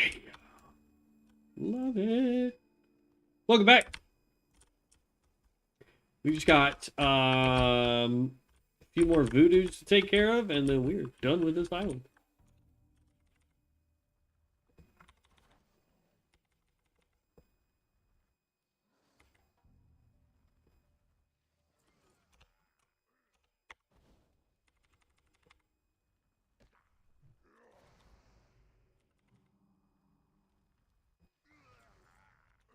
One more.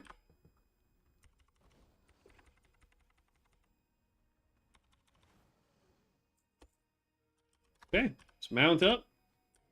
And of course we get the camel. Alright, let's go turn all this in. This is definitely going to get us to level 12.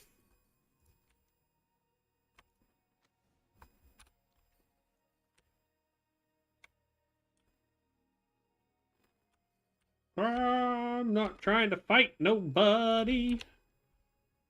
Just want to go turn in my quests.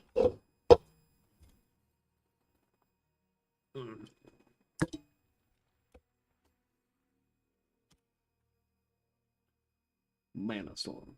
I mean, as you can see, like, as a solo, I forget what class I did it as, but I got up there in solos. I want to say it was the Stormbringer. Yeah, I want to say it was Stormbringer.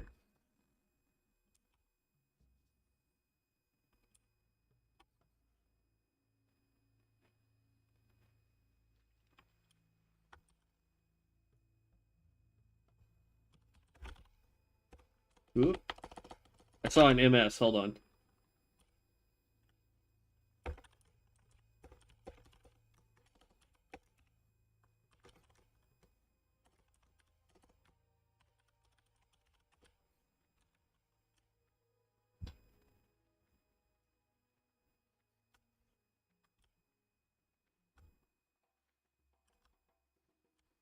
Now, I don't know if he means that he's trying to put together a group or if he's looking for a group, but...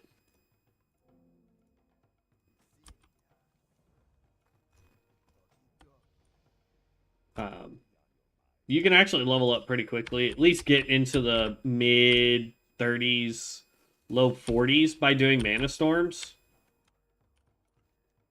which is pretty good. It's not really a requirement or a necessity to do it. If you like doing dungeons or you like doing quests, I recommend doing those. Because Mana Storms can get really boring really fast, especially if you're just in a group that's doing it strictly to level. Because as soon as somebody hits 60, they dip, and then you're back out looking for somebody else. Or if people get bored, half your group will leave after doing only 20 rooms. If you can get like a 5-man group or a 10-man group of solid people that are like, we want to get as high as we can in pause MS, then I highly recommend doing that. Like, get you a solid group of 5 to 5 to 10 people, and run that as a solid group, and just be like, hey, our goal for today is to get to like room 100 or whatever, and treat it like it's a raid. So if you're going to do a 5-man group, have a tank, have a healer, have 3 DPS, right? If you're going to do a 10-man group, then you want 2 tanks, 2 healers, and 6 DPS. If you're going to do the full 15, you want 3 tanks, 3 heals, and what is that, 9 DPS? So it depends on the group that you're trying to get going. Will determine that. This guy is a Reaper. That class could be a little bit fun. I'm not a huge fan of the Reaper because it's melee, and I really just don't like melee, but it's fun.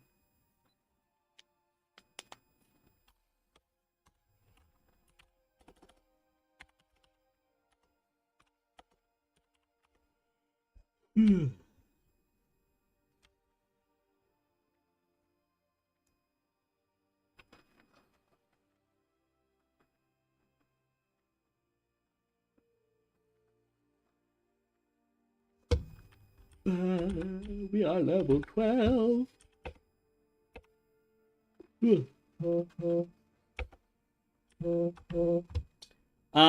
The Reaper tank is it's a weird combination of like bubble tank, if that makes sense. You have some pretty good shields that you can pop on yourself. And then the rest of it is you're trying to do. Let's see here. Healing's Burden. More waters. You have shields that you pop on yourself, and then you basically just lifesteal.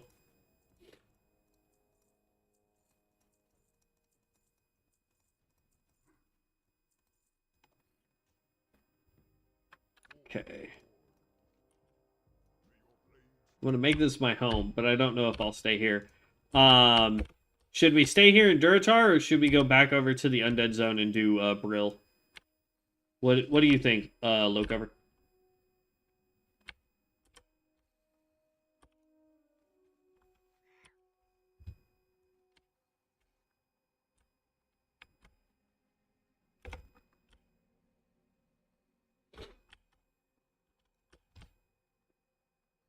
Because I'm okay doing the Undead Zone. I think there's less to do in the Undead Zone, personally, but I'm okay doing it.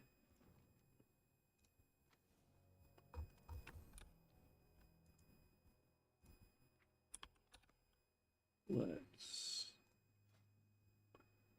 go. Yes. That gets upgraded. Phoenix Blessing gets upgraded. Blaze, nice. Molten Blast gets upgraded. Ooh, Eruption, new spell, 2 minutes. Increases damage and healing. Oh, it's a buff. Dang it. Homie's starting to get expensive, though. Echo of Dormu. Consumes 1 ember. Obliterate the enemy. So that's a new spell altogether, so we can grab that. That's a buff. It can go up there. That's a skill. Empowers an ally with the eternally increasing intellect, so that's a buff. Dragon skin.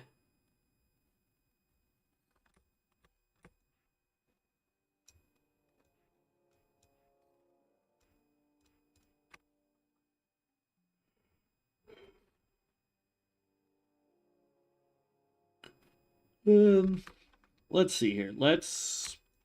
I'm just gonna put all the skins that I have down here.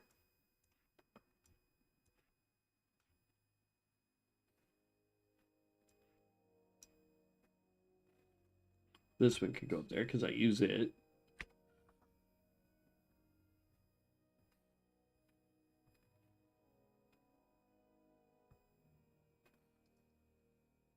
Oh no, that's Dragon Aspect. Don't care about that one. We want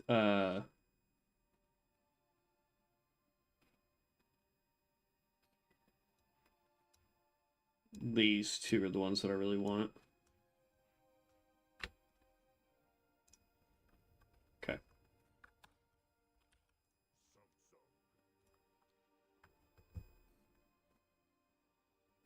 What do you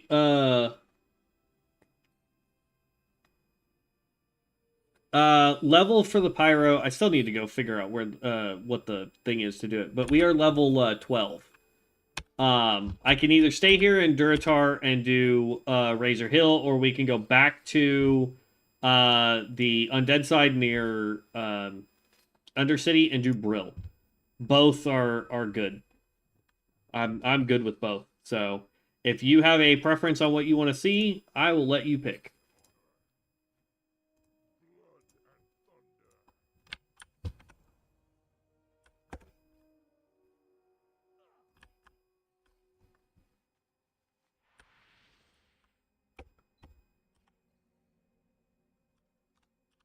Oh, well, it looks like this guy's just wanting to 2-man duo some Darkened Soul. Looks like he's just wanting to 2-man some stuff. Okay. I mean, we can. I'm not opposed to it, but...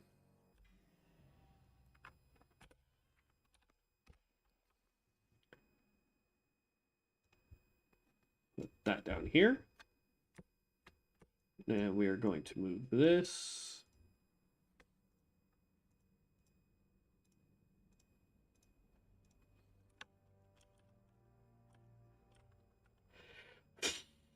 All right.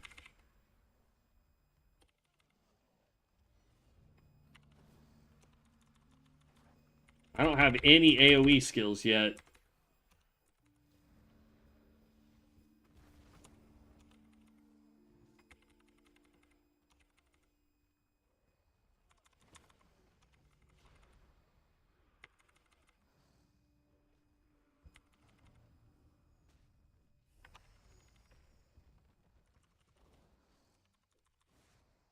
I mean, it's not technically true because I could do this.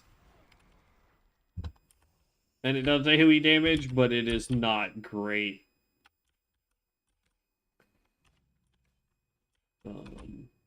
Ooh. Let's grab... should we do Meteor?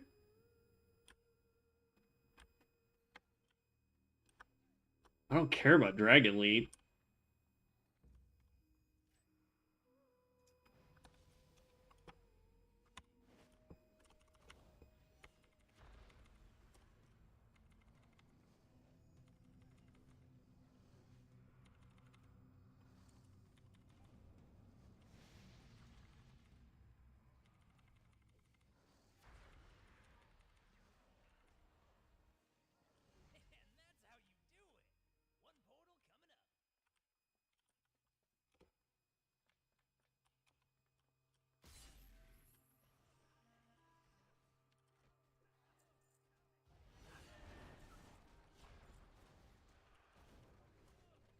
I have a feeling that Dragon Leap is going to be a thing that we need. You know?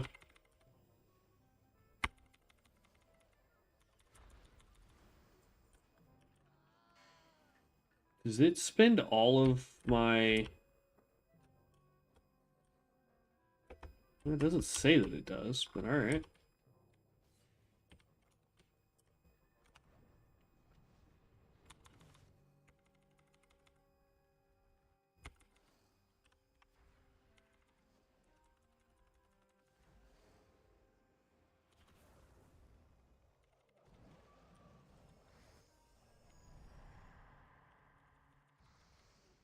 What does this skill do?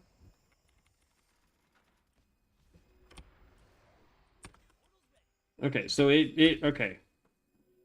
Okay, so that's what's happening, is this is just getting reset. So this does damage, 125 magic damage. This does 86. Ooh.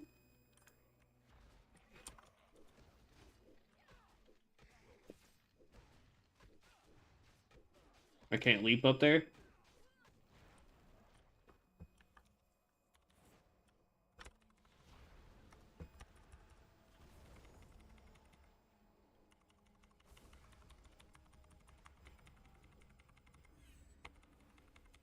That's not good, because we're about to pull a whole bunch of stuff.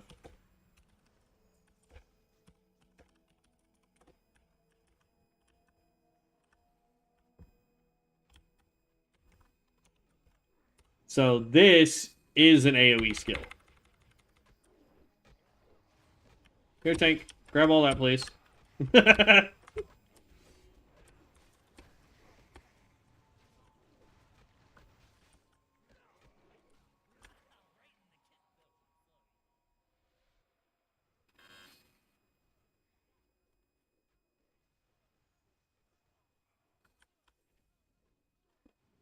He's actually doing pretty good. This guy knows his stuff. Oh, oh, come on, big. You got this. You got this. He's got this. I don't think he's got this, y'all. Come on, man. Pop them potions. Pop them potions. Move around. Get them hearts. Ah!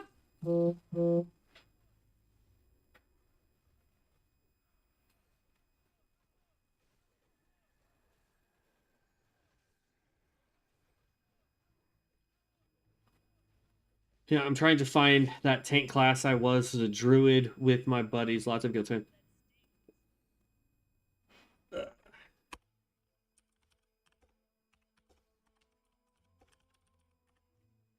Um,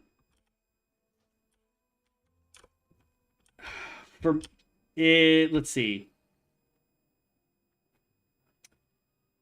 Um,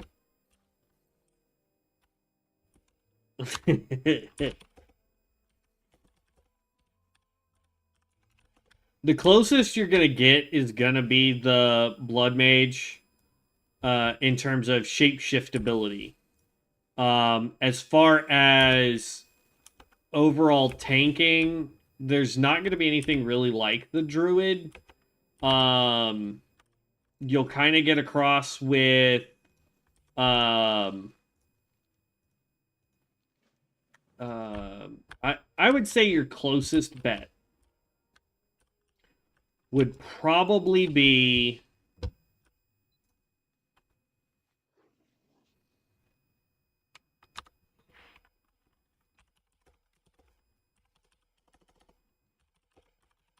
hold on, just found out that I have one AoE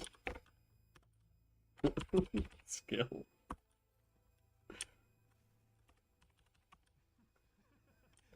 Um, personally, I think the two builds I think you would like for tanking.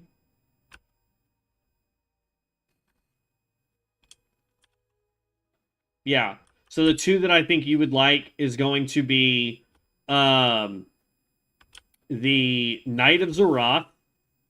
Um it's got a pretty ballsy tank thing. It's just not a me class because it feels like it levels really slow. Hits like a truck though. Has great tank ability. The other one that I would recommend um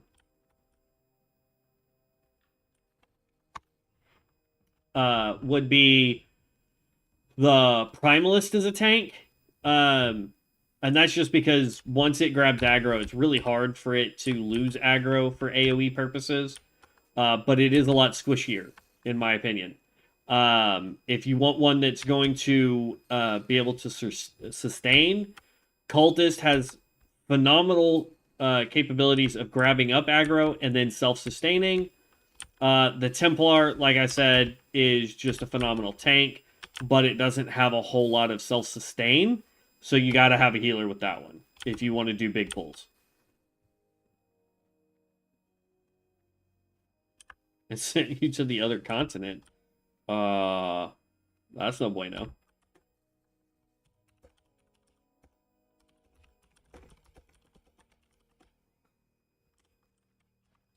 Let's see here. So we have Aspect of Time.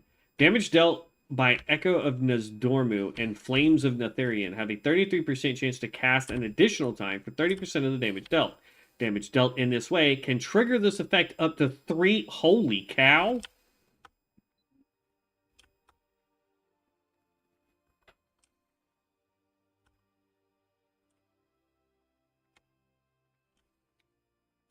Yeah, we're doing that one first. Jeez.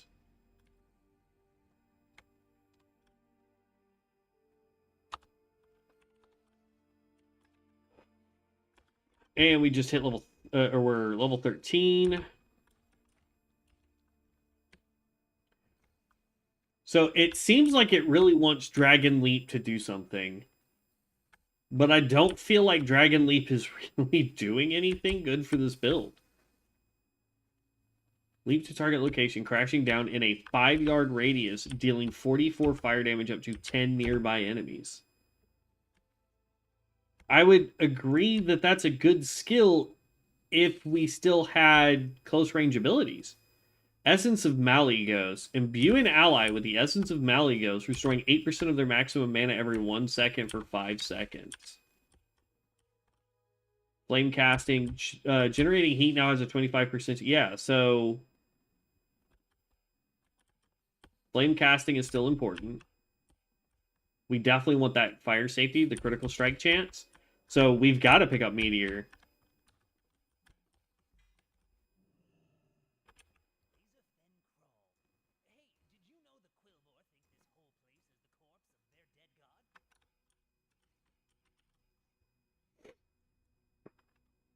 So now, anytime we cast this, right, damage dealt by Echo of Nazdormu or Flames of Neltharion, now has a third. So anytime we cast either of these, it has a chance to proc multiple times. Who did that? Get off me. Okay. We want to rebuff with Ember Skin.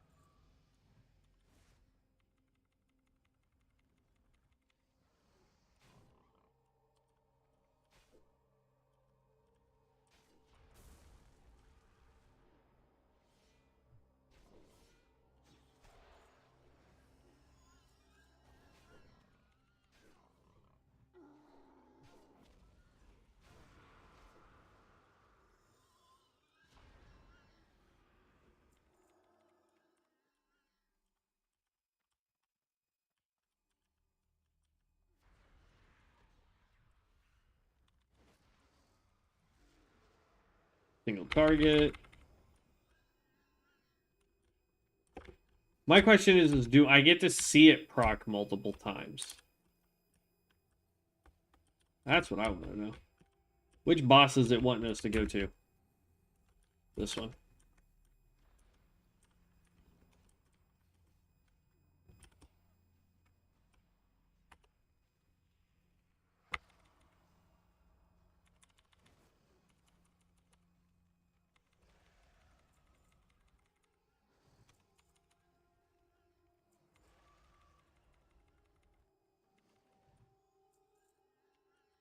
Not bad. Not bad. I mean, we're obviously not doing the same damage that Mr. Level 34 is doing. But we're not doing bad either, so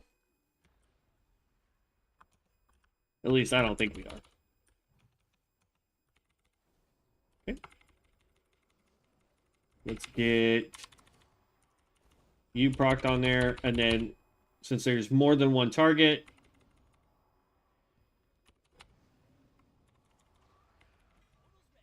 bam, okay.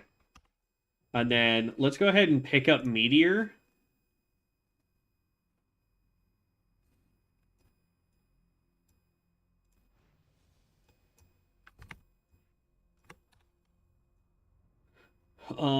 Do I still have that macro for Meteor?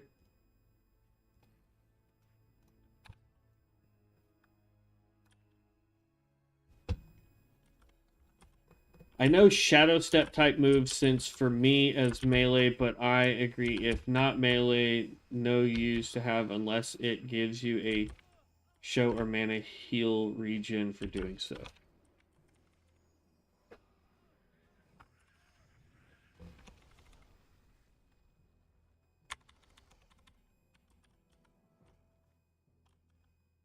I know Shadow Step type move. Nice. Yeah.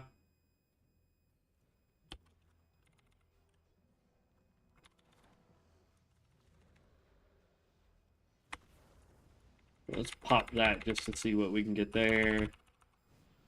Not that it's going to matter on that.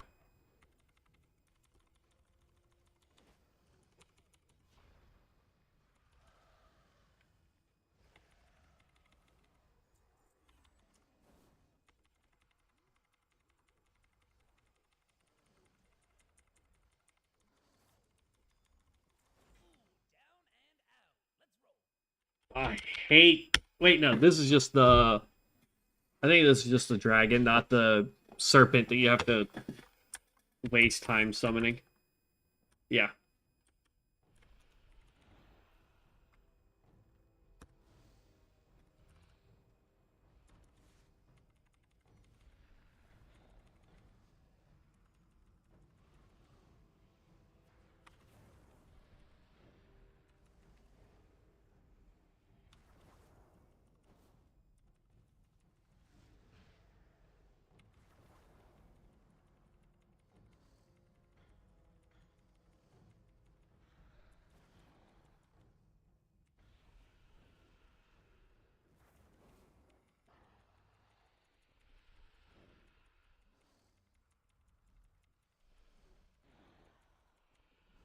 Okay. I mean, overall, not bad.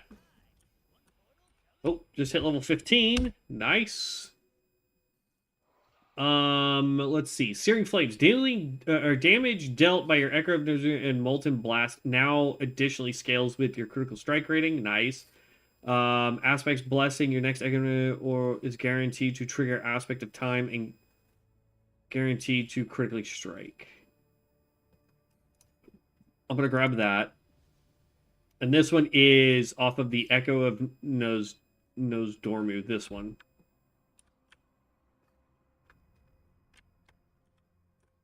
Why did that not go on my bar?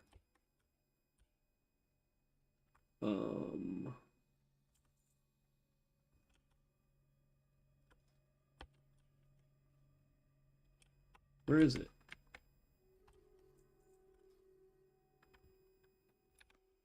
Hold on. There. Ooh. Ah! I went the wrong way.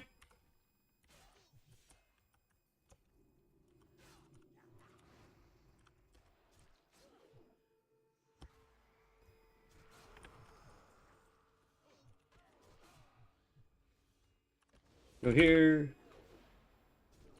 Drop meteor. Grab that.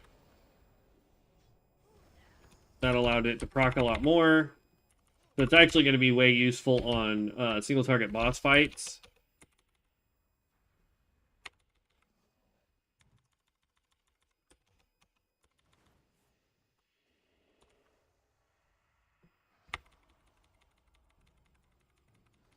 He's about to take out the boss. I thought we had to do the summon one. There we go. That is totally my B. I ran the wrong direction.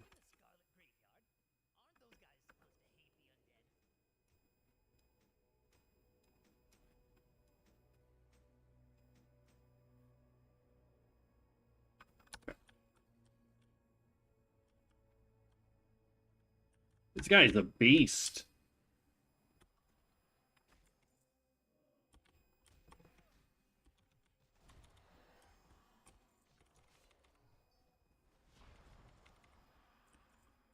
Yeah, get out of the explosion.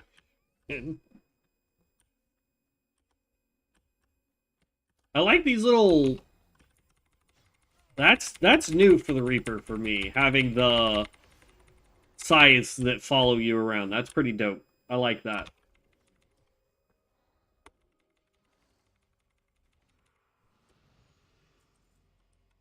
There's level 16. Right? Yeah. We want to grab the crit. Drop you. I don't want to waste my other big one because this isn't the actual boss.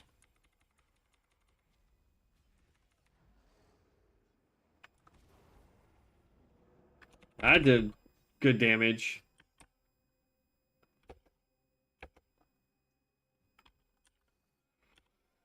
Whew, okay. We want to grab fire safety. Ooh. Let's do this.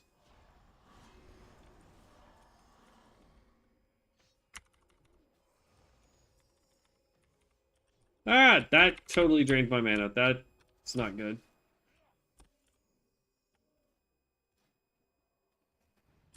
There we go.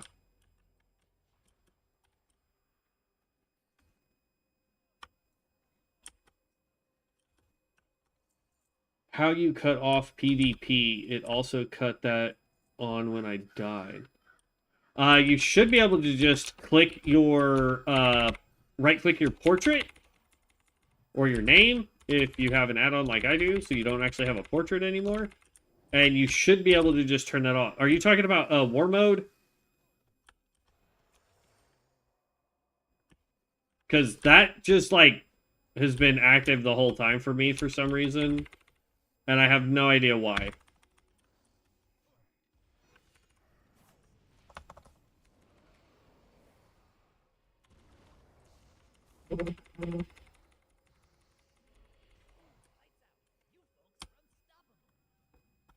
I'm not sure why it did it. We gotta fight Cookie. Oh no, we don't. Never mind. Wrong area. This is one of those new areas that they added for Mana Storm. Yeah. Mine was when I used my I haven't died, but I think when I used my travel permit, it kicked it on. So I don't know, to be honest with you.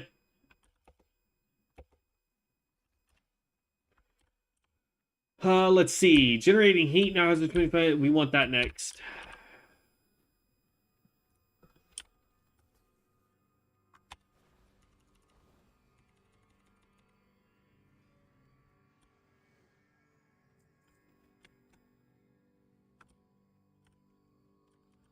I can tell you, Pyromancer is definitely much different than it used to be.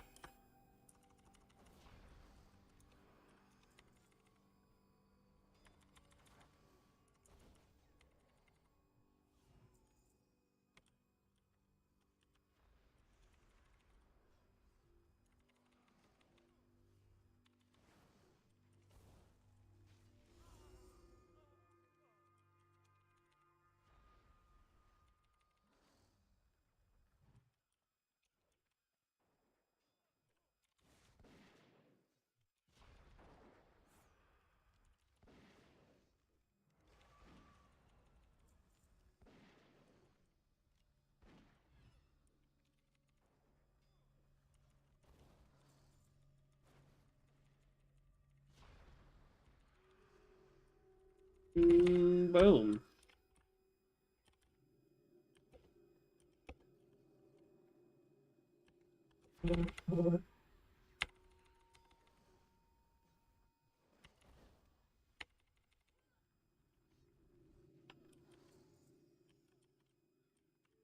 I'm curious to know if maybe it's a like a zone thing. I'd like to know what is going on with the flowers. They're red, so usually that means please don't stand in it.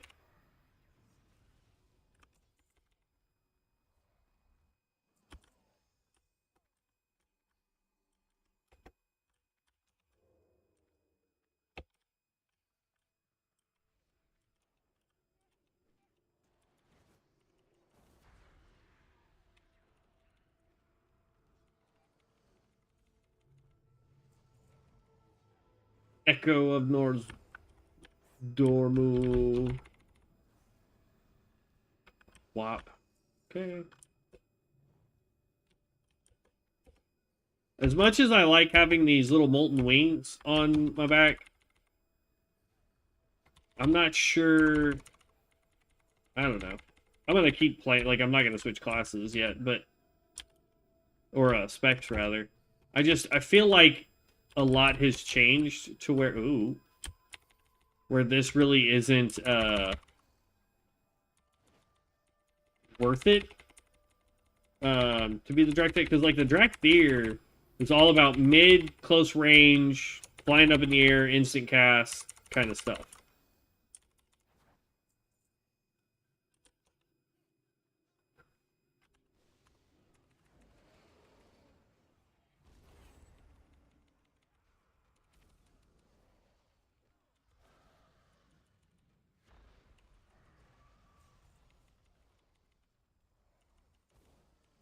This boss is a pain. First of all, he has a ton of freaking health.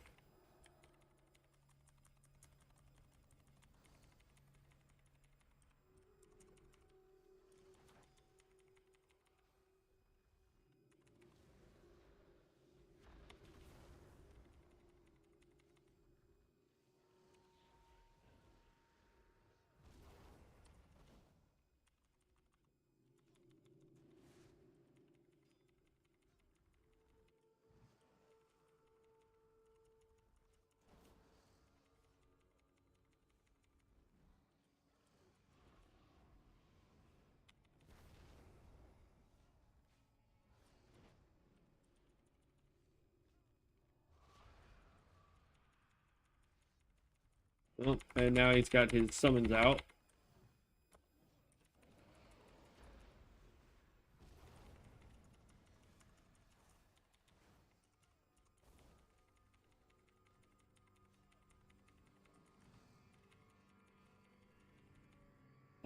Elf UI.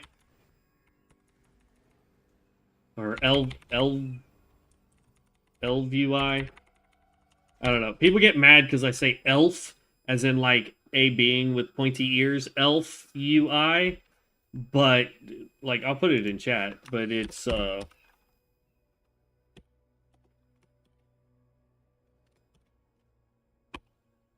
that's what it's called. You can't tell me that that's not just enunciated as elf UI. Like, come on.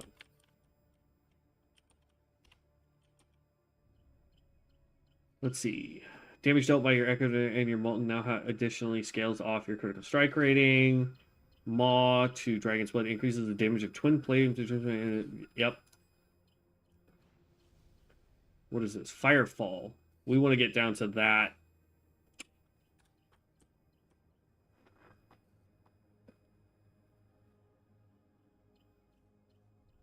Yeah, it's completely customizable. This is just how I have it set up for me. But you can customize it to do all sorts of stuff.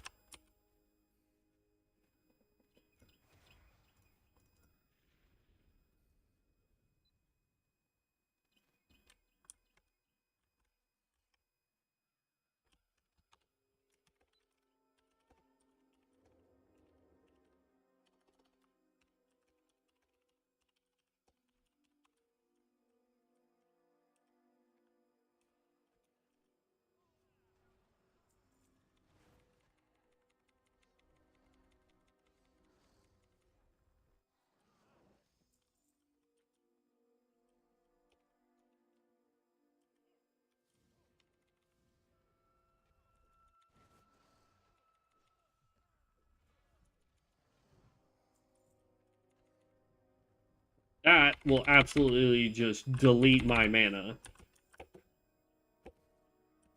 As a Reaper, he doesn't really need to worry about mana.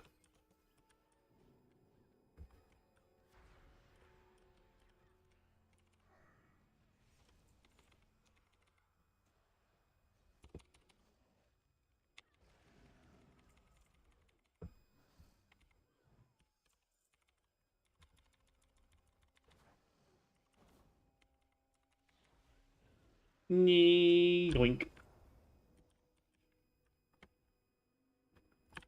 I mean, if I remember correctly, this account does have Cogsy, so I can sell crap.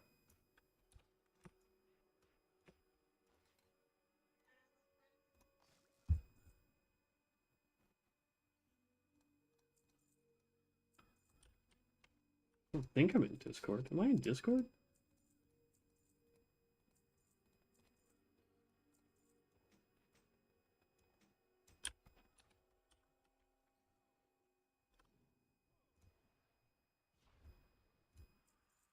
Nope.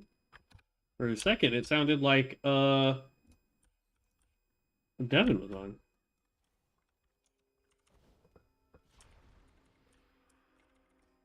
Which, don't get me wrong, would be nice. But he's not. So it's kind of a bummer.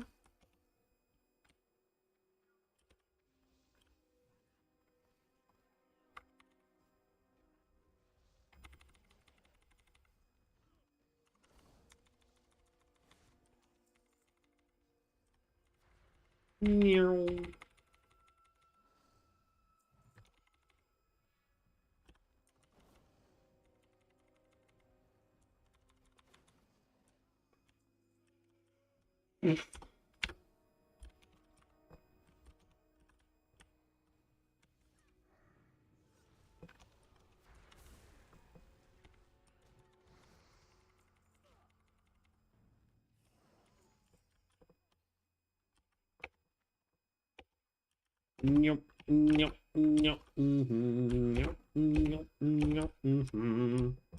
Come on, G. You got this.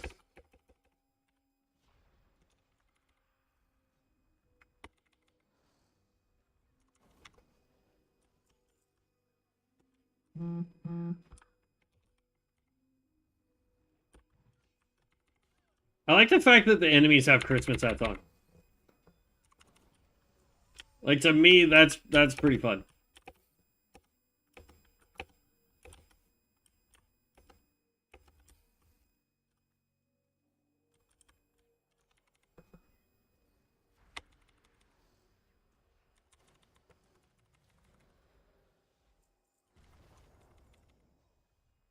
Oh, that was an echo of time.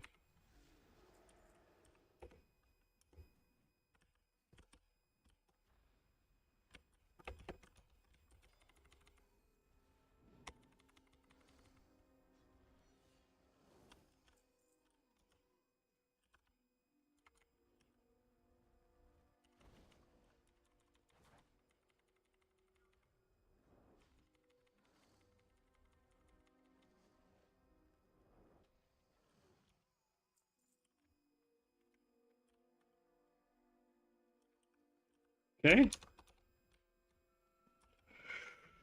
I'm ready when you is, bud.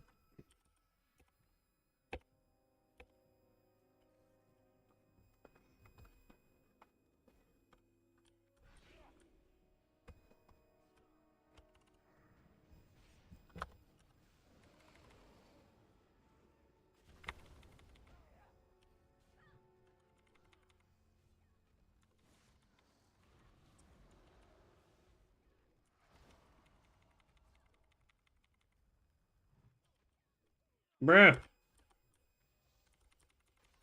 Oh, I guess he's happening to do a thing specifically for this lady, but there's a blood-forged item. Or, yeah, blood-forged, which is the,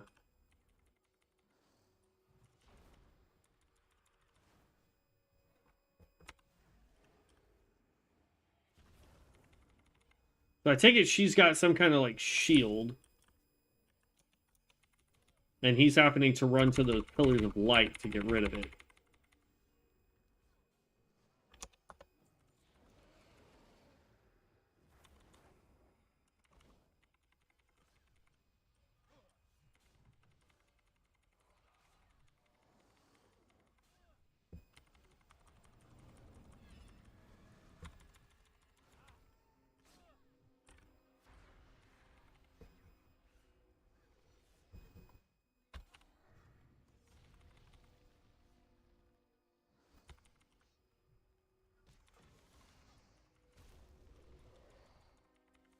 Hmm.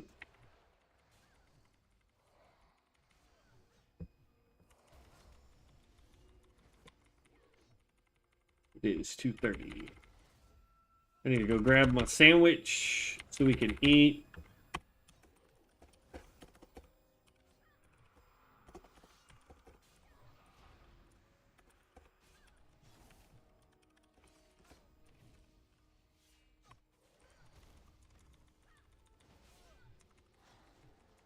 What we'll do is, as soon as... I forgot we had that as a skill, Dragon Maw. Oh, out of mana.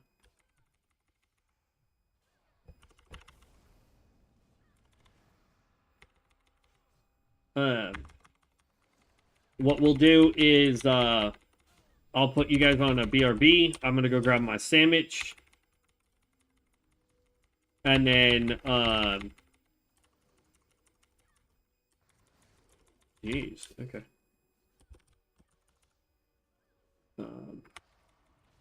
I will also...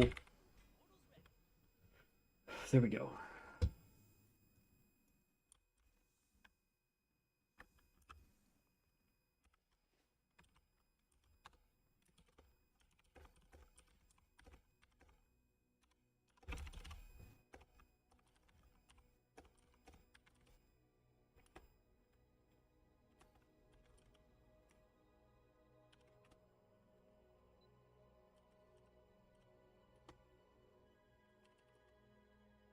Okay, so we will be right back, guys.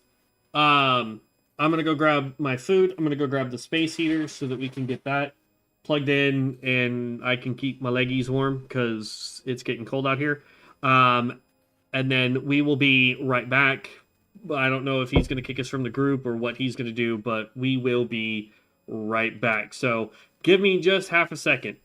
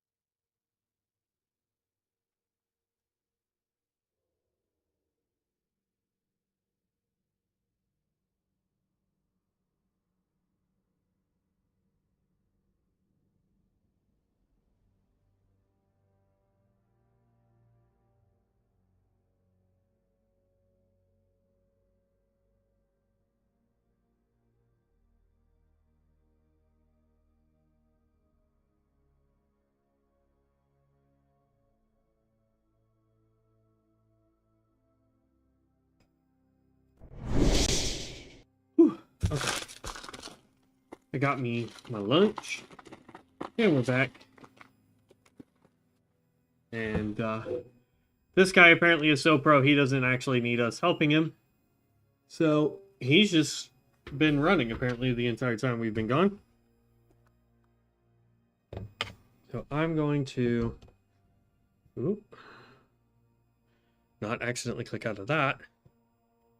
Move stuff around for just a second.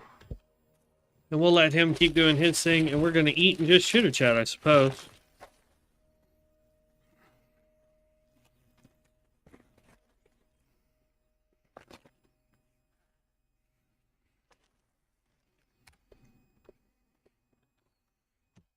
Mm-hmm.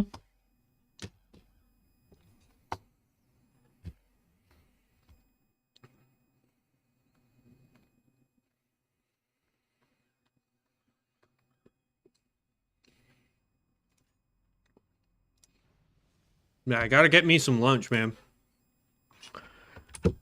I was getting to that point where I was starting to shake.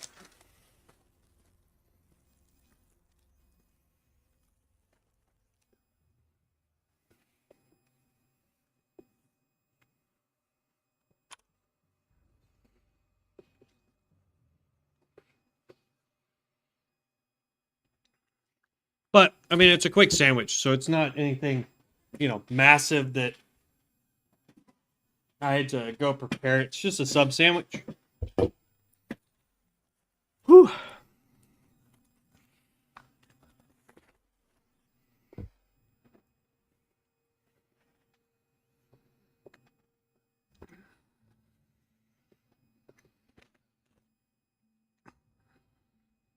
I think if this guy ends up, dropping out or whatever. Holy crap, we're on level 54. I just realized that.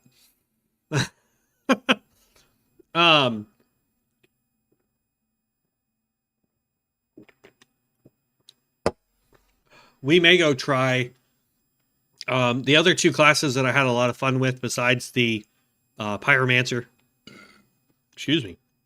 Was the Stormbringer and the Ranger were the two other classes I really liked. As far as ones that I would be like, these would be my mains kind of thing.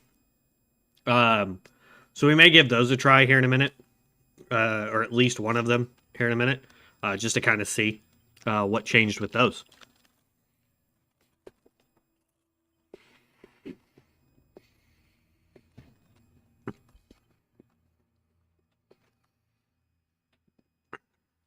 Dang, son. Almost dinner time there? Where are you at? Rangers fast-paced? Yeah, I remember it being fast-paced. It was great.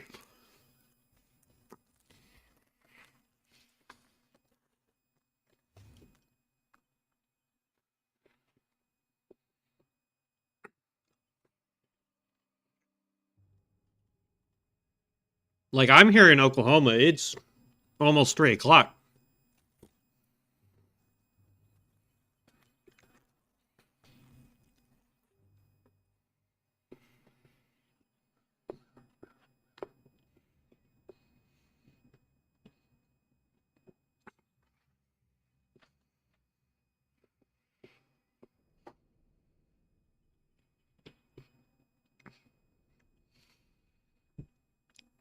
No, I feel you. I feel.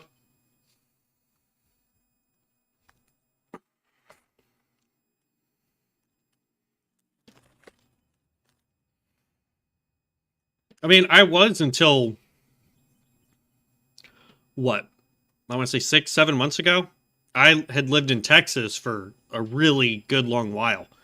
And now I'm back here in Oklahoma. I was born here in Oklahoma, so it's a little different coming back.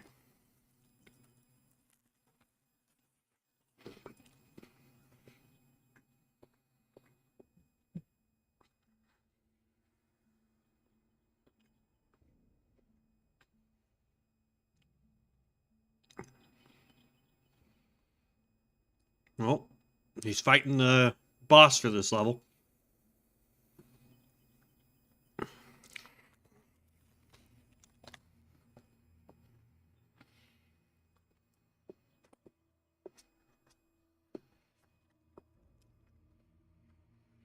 Hmm.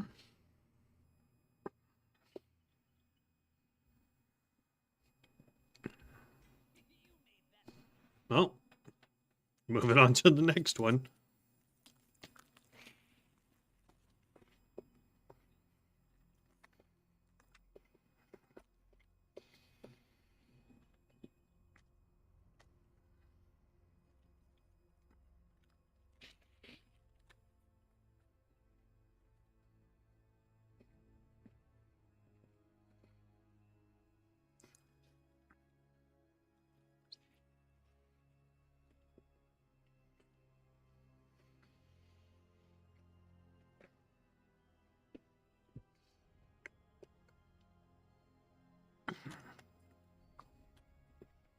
Hmm.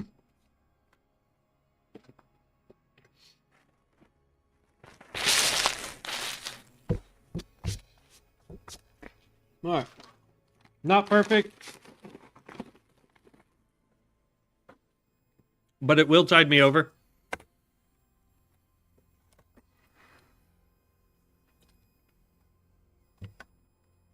It'll give me a couple hours worth of energy in order to do some more stuff.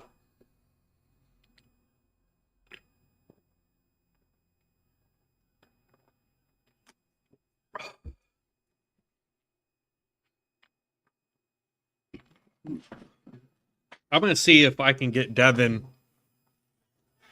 to come back and play this with me tonight.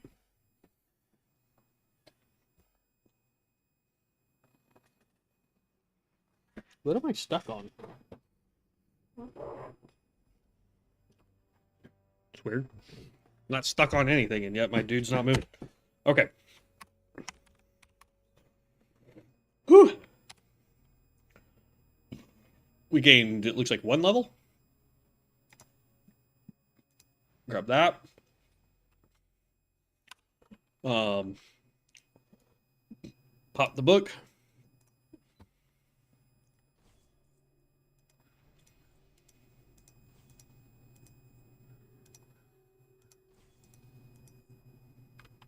Jeez. We had over a gold and now we're broke.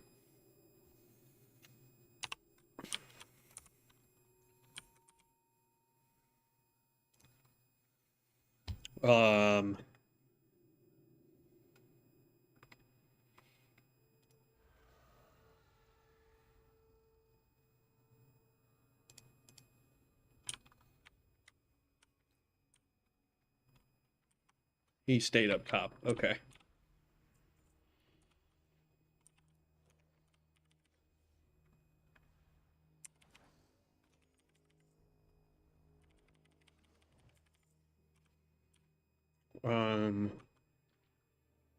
Flame Step. This allows us to instantly dash. And then we have Melt Lock, which allows... Oh, I fell off. Not good. Not good!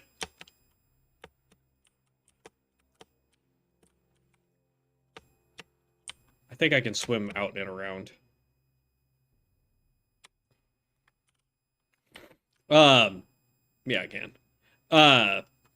This allows us to do lockpicking. What's crazy is, like, they added a lot of classes, or a lot of the classes in this game, I should say, have some form of lockpicking ability. Which I think is crazy that you have it like that. Ooh, we almost fell off again.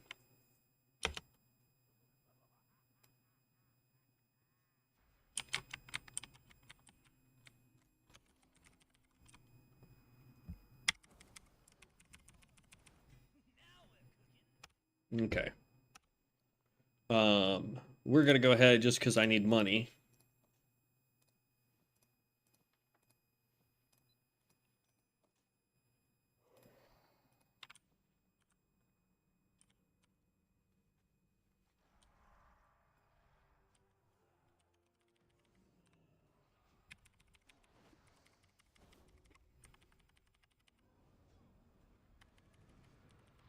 Ooh.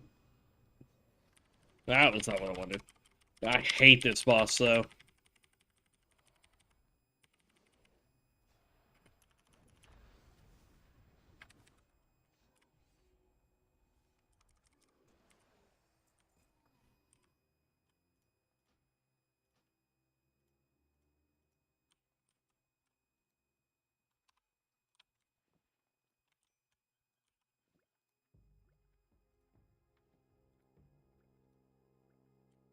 And then I can pop. I've got Cogsley out, and then I can sit here and just do this. Oop. Oh, I haven't done this one. Never mind.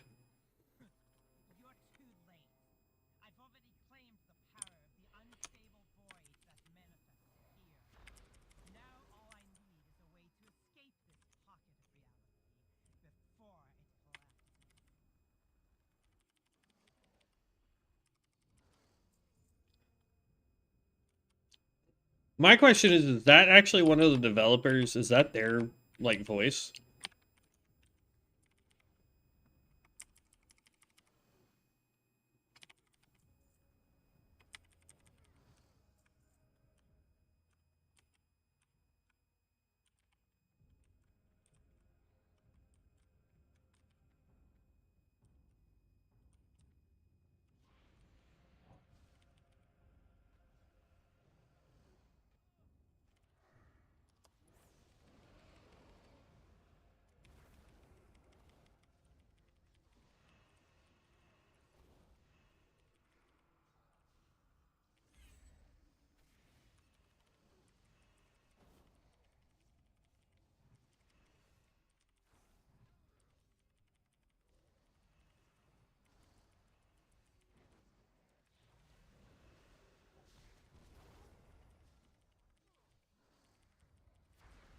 Ow.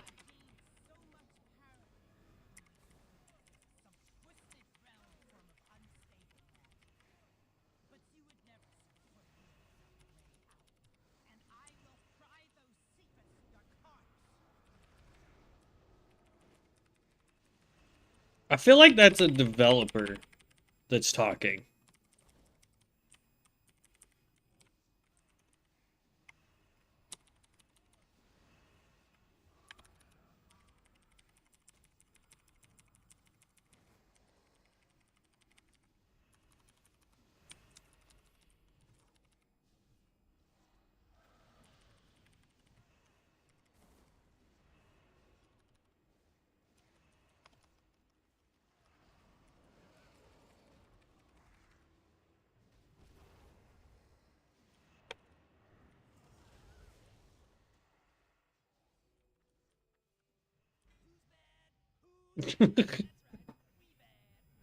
All right, that was entertaining.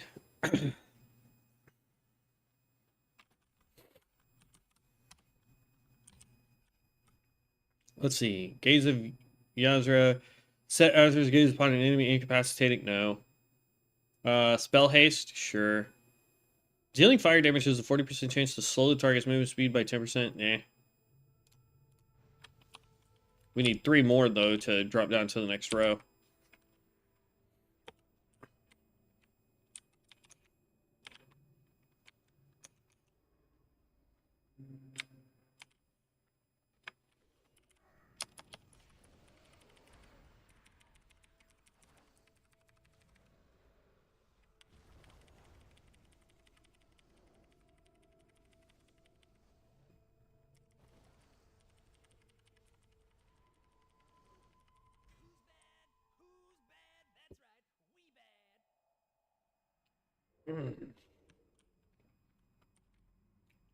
Okay. Oh, I pissed off the thing. I think he jumped. Did he jump? Hold on. Yoink.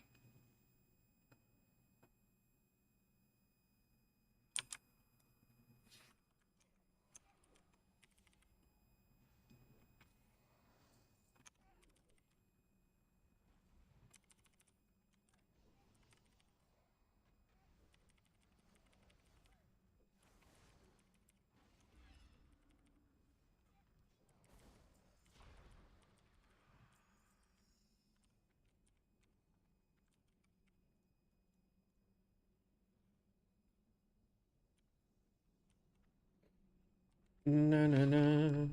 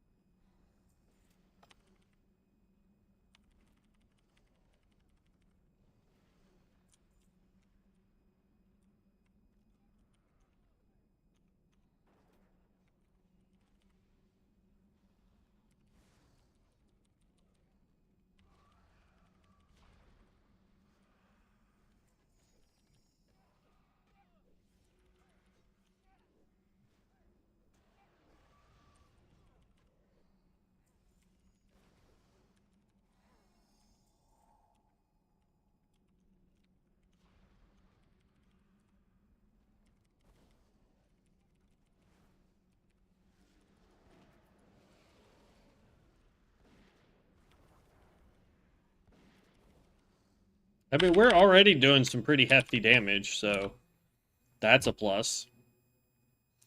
Being struck by melee while in Draconic Aspect is active. Now has a 20% chance to make your next Twin Flame instant cast. Critical strikes with Destroyer's Maw now increases the damage of subsequent Destroyer's Maws against the target by 8%. Meh. Soul of the Dragon. We want to get down to this. Casting Twin Flame now has a 15% chance to cast again for free.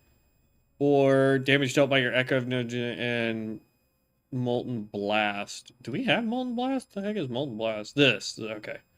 So that gives those two more damage. Or wait, no. Yeah, more damage because they scale off a crit strike. But we're going to go with this so that we can possibly cast this multiple times.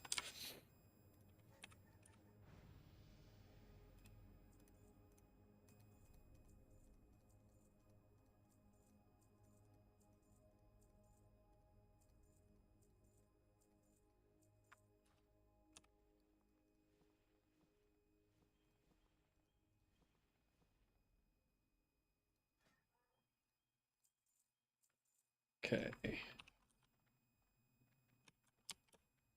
Oh, we're swimming. What the heck? Good thing I started moving when I did, because that would have been terrible.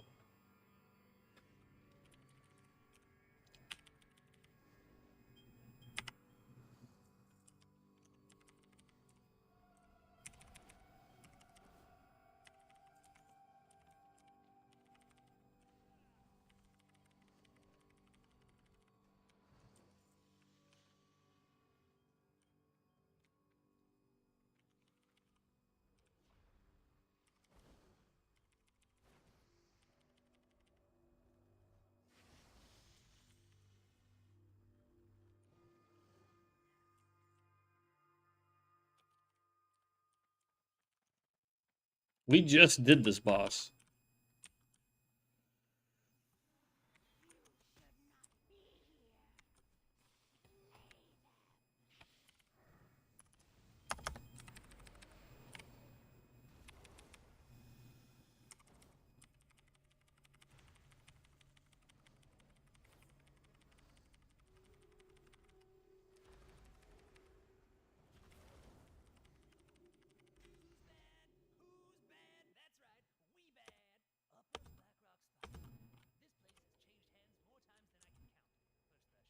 Ooh, something procced to where I could have used Dragon's Maw. Nice to know.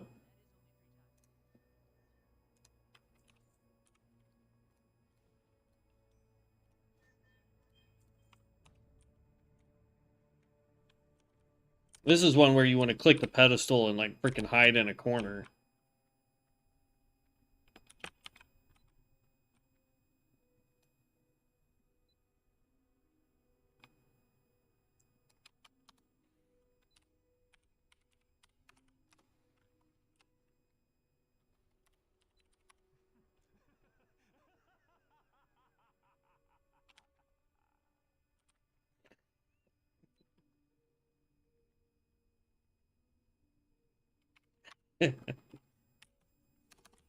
Can you still get it? I don't think you can still get the Leroy Jenkins look.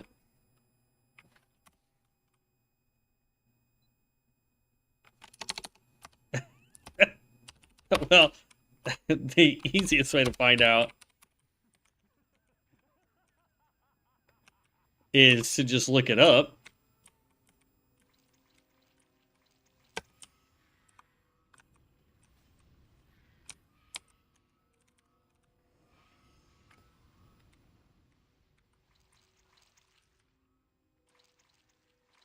As fast as he's killing them,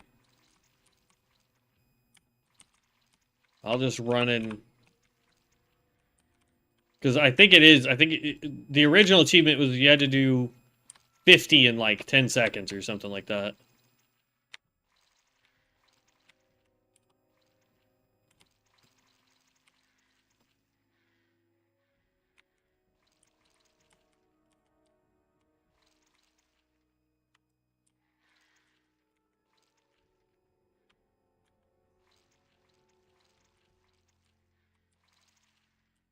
And I don't know if it counts in Mana Storm.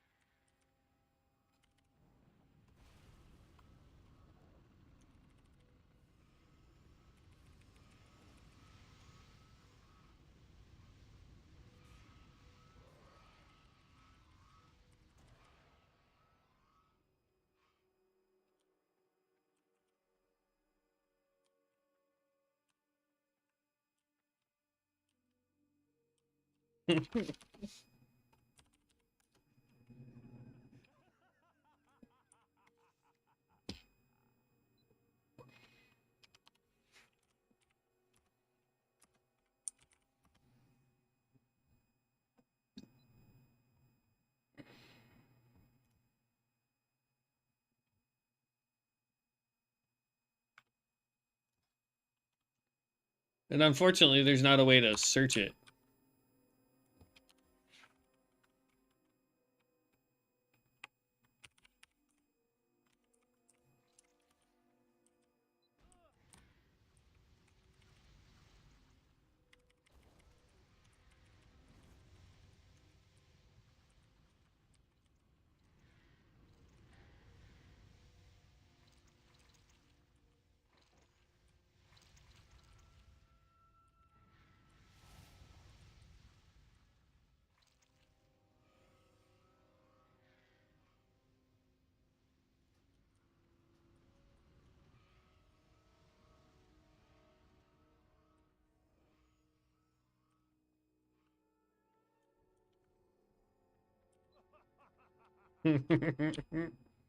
Yeah, I don't think there is the achievement in this one, to be honest with you.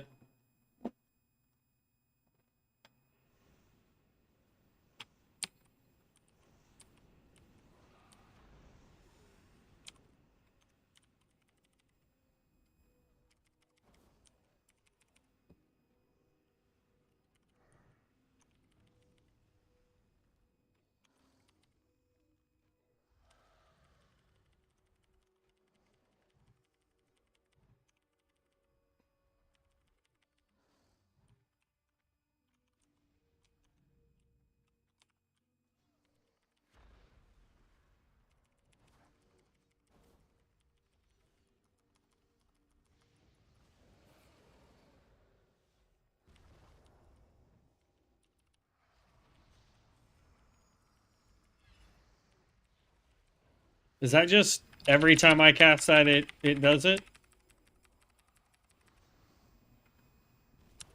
Oh, it does. Interesting.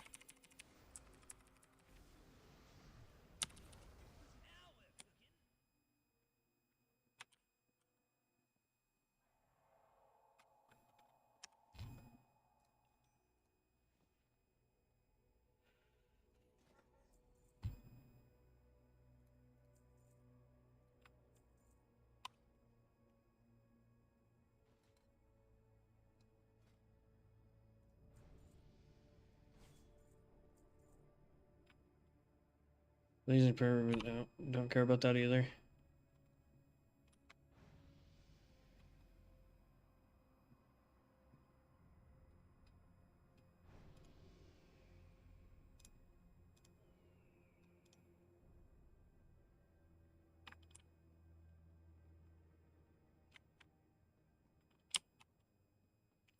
So many quests. Or so many, not quests, so many spells. And I have no idea what any of them are going to be good for.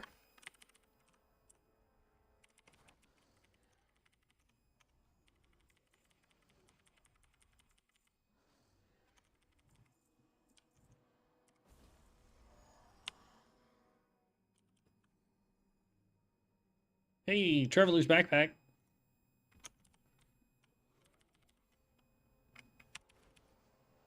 Gotta be careful with that one because it does these lightning bolt stupid things. And they do a lot of damage.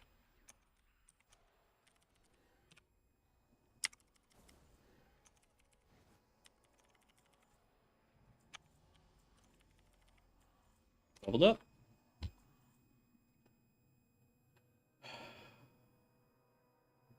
Dealing fire damage, slows. No, we want more haste. Get off me.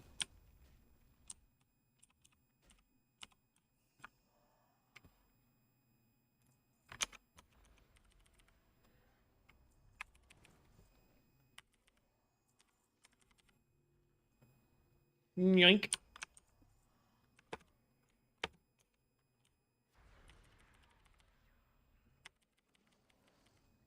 Oh, that was cool.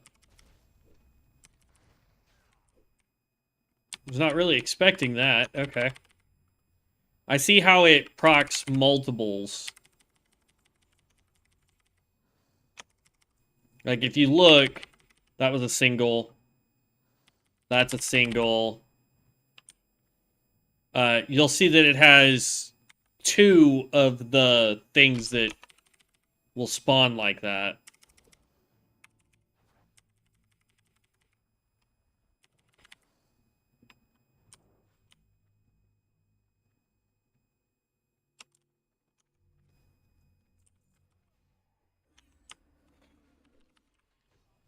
Blah. Oh, it only hits 1 target? Really? On an enemy. Gross.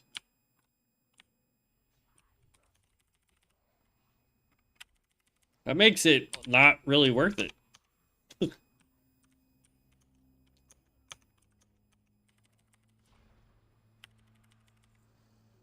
See, that was a double. That's a single.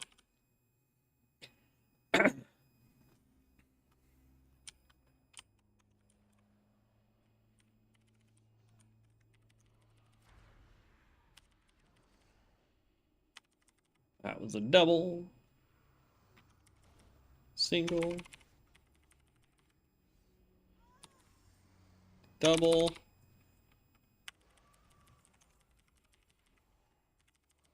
So it procs a little bit more often than I anticipated.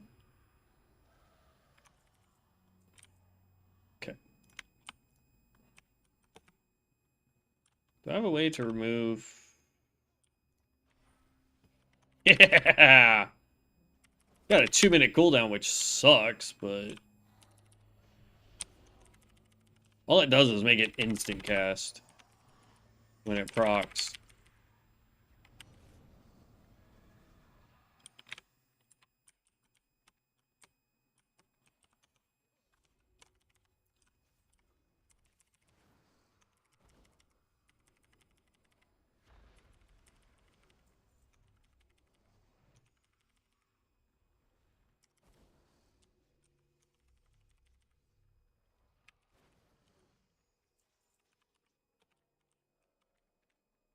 Yoink, yoink.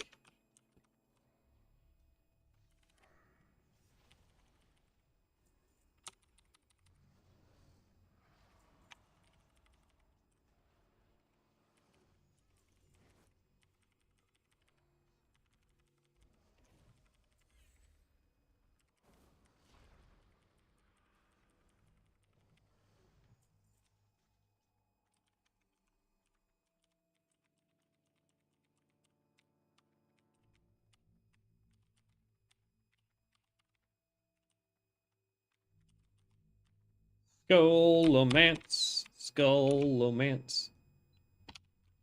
Gotta help me destroy the little crystals and this guy. Okay. If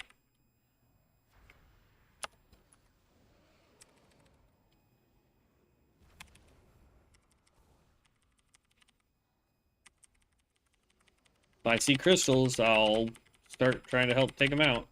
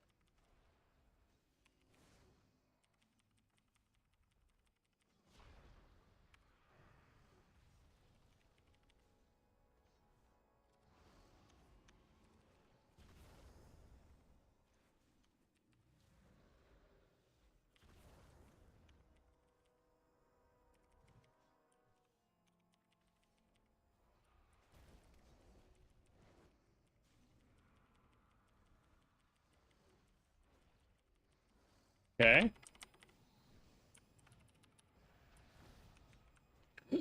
Get out of that.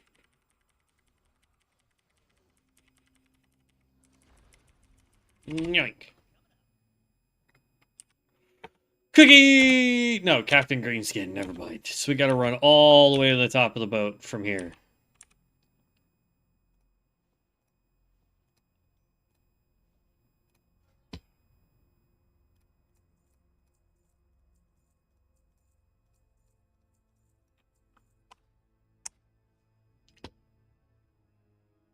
Okay, so need 2 more points. Gaze of Yashra. Al dente targets by Gaze of Yashra now take 15% increase the damage. So that actually might be worth grabbing. Reduces the cast time of Cinder Grip. Cinder Grip? Is it this one? Yeah. Inferno Barrier. Shield and ally. No, I don't care about that. Yeah, so I want to grab that, and then when we use it, we can then grab that, and that will be our 2 points, and then we're going to be down this way. And we want Firefall. And we're going to put that on here instead of this. And Gaze of Yashra instead of that, because this doesn't do anything.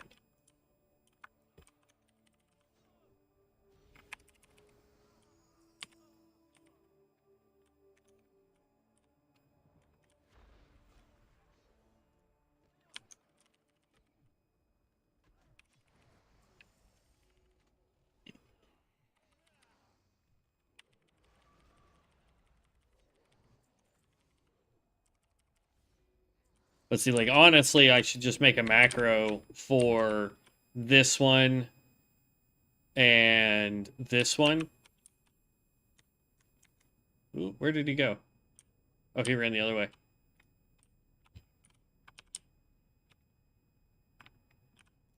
Dragon Leap! Oh, no, you don't.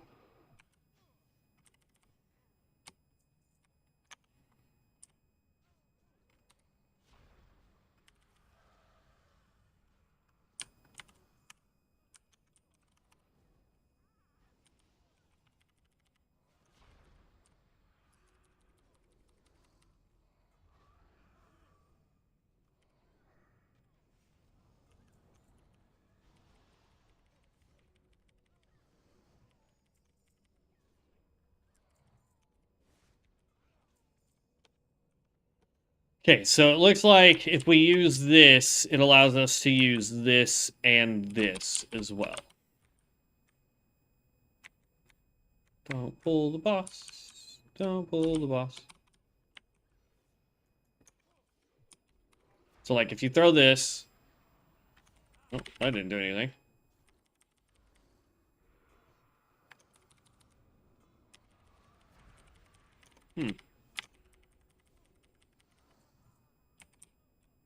Back up. Detonate. Detonate. There we go.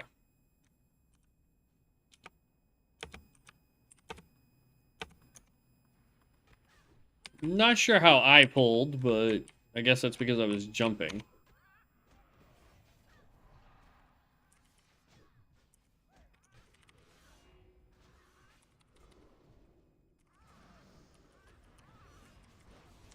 Oh, no, you don't.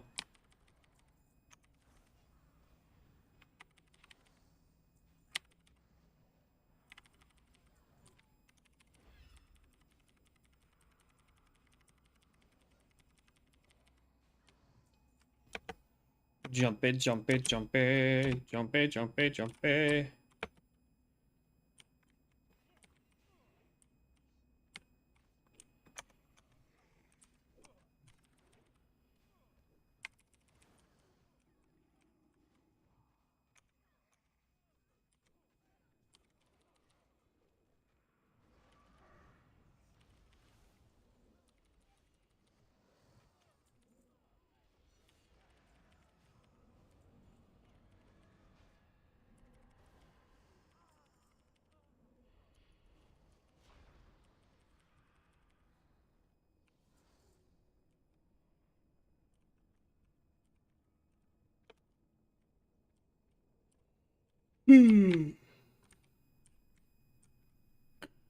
There's no Van Cleef.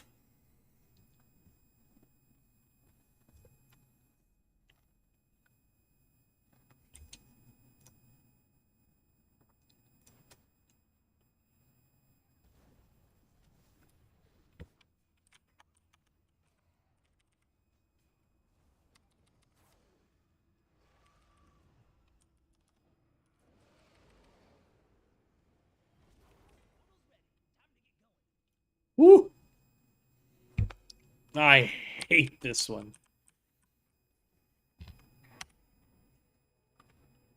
Oh, this could get multiple. Oh, no, it can't. Never mind. Never mind, never mind, never mind. Yeah, next level, we're going to grab this. Targets affected by now take 15% increased fire damage. So, I completely forgot to try and use that on that last boss. So we're going to try and use it on this boss. So I'm going to go here, here, here, here.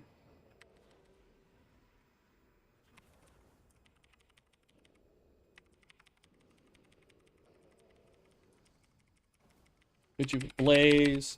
Grab another that.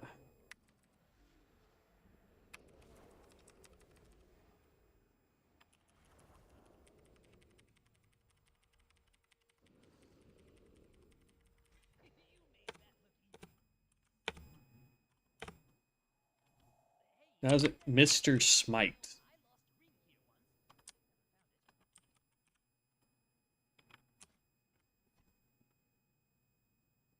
Let's see. We've got your Aspect's Blessing now affects 2 additional casts of Echo of Nosdormu, but its cooldown is increased by 60 seconds and its mana cost is increased by 50%. Ouch. No thanks.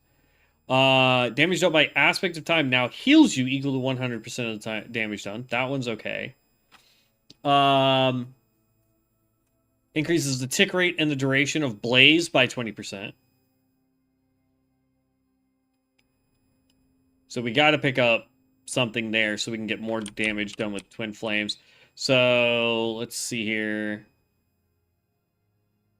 Being struck by a... We're going to grab that one. So that when Aspect of Time does proc, we get healed for it. That one seems the better option.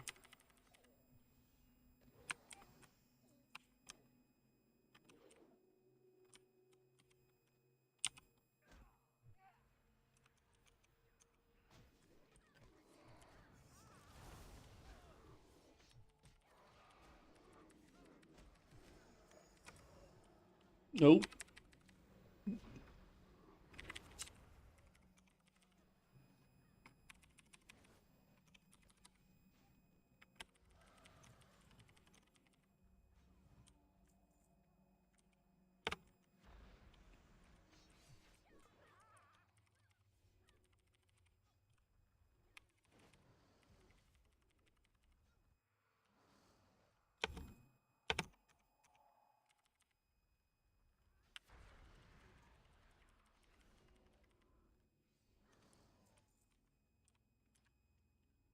All the way up to 25.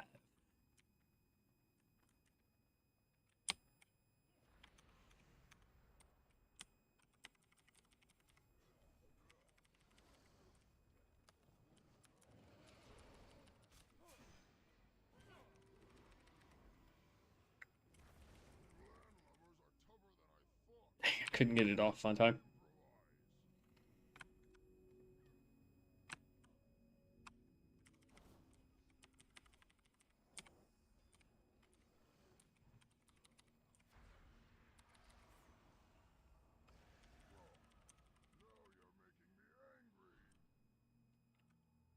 Bro, homie's got like a big shade following that dude around. Nice.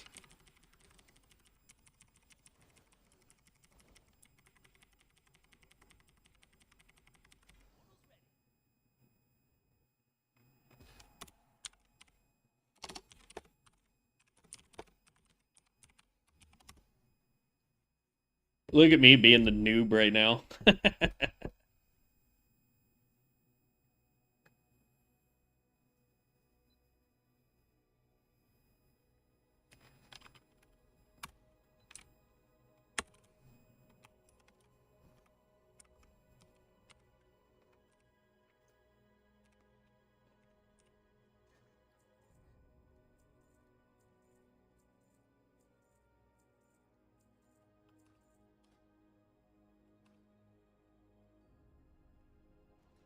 I'm starting to feel like they've made this much easier.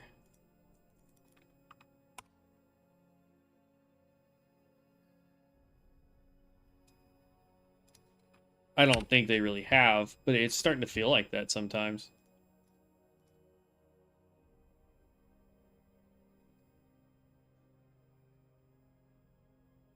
Cinder Heart. Oh, that's that one. Okay. Flames of Netherian ranked up. So those all rank up. No new spells. Okay.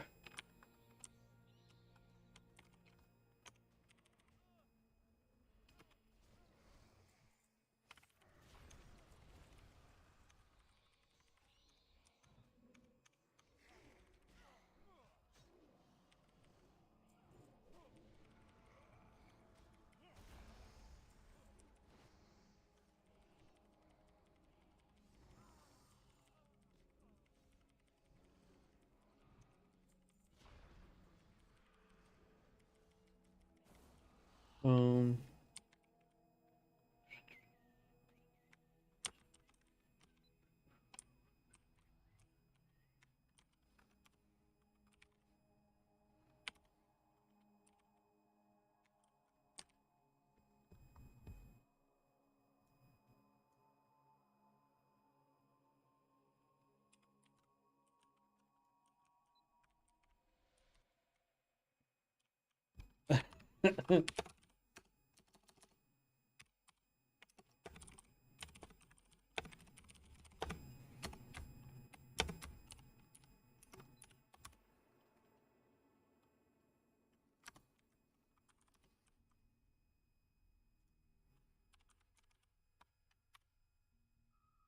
Oh, nice.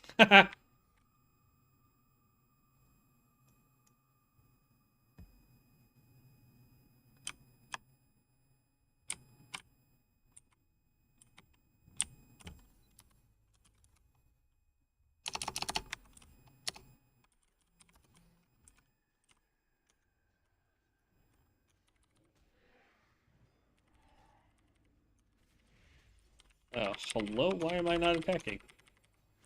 Oh, I must have been disarmed or something.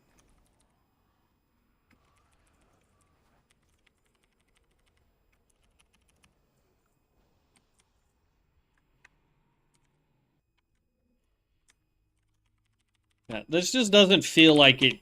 Like this, the Draconic does not feel like it did back into olden days. Back when we leveled it the first time.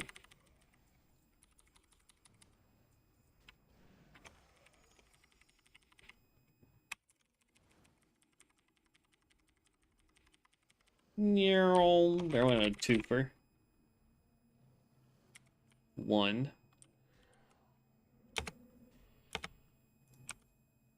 I don't know where we're supposed to be going. I am confusion.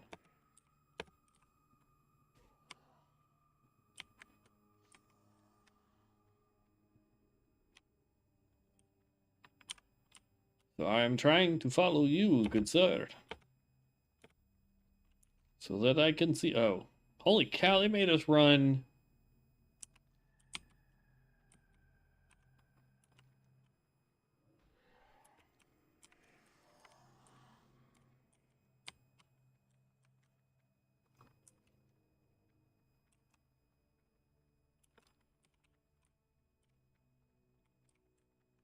Hmm.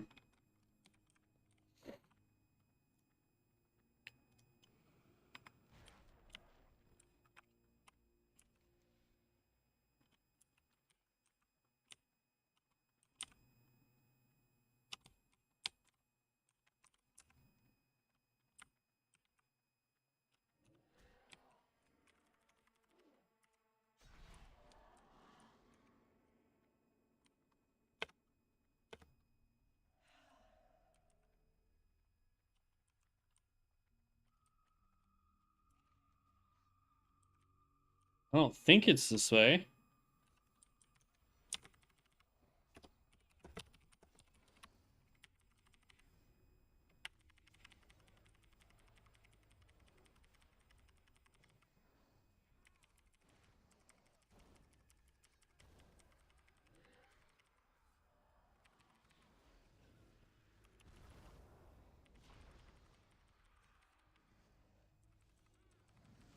And come on.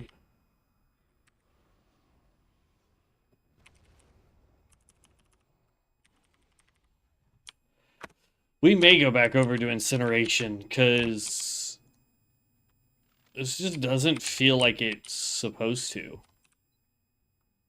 Yep, still at it. We might be changing specs just because...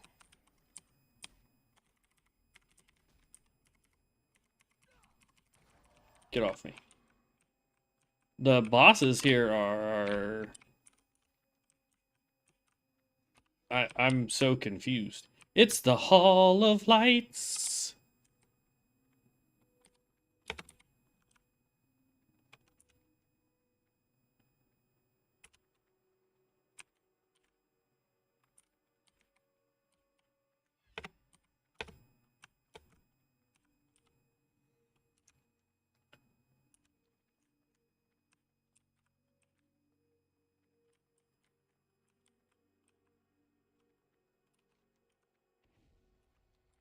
I mean, there's a boss here, but not really.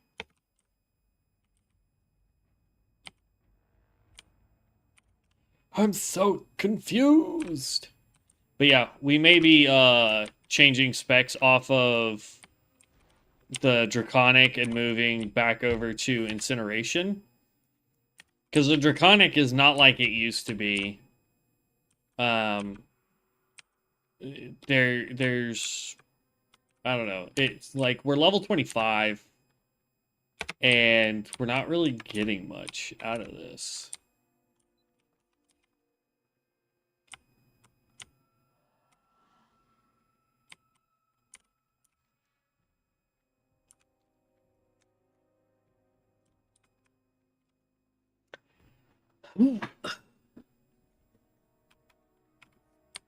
Defeat Magistrate Bartholus.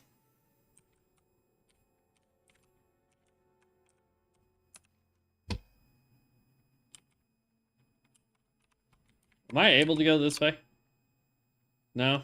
Can't open this gate. Okay.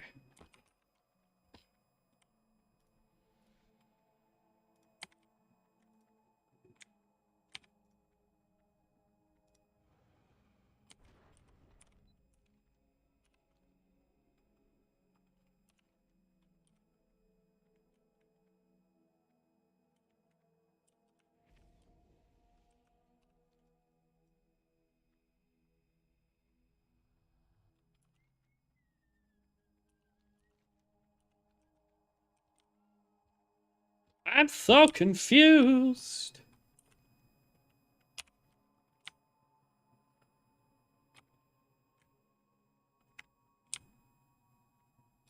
Man, it's definitely not this way.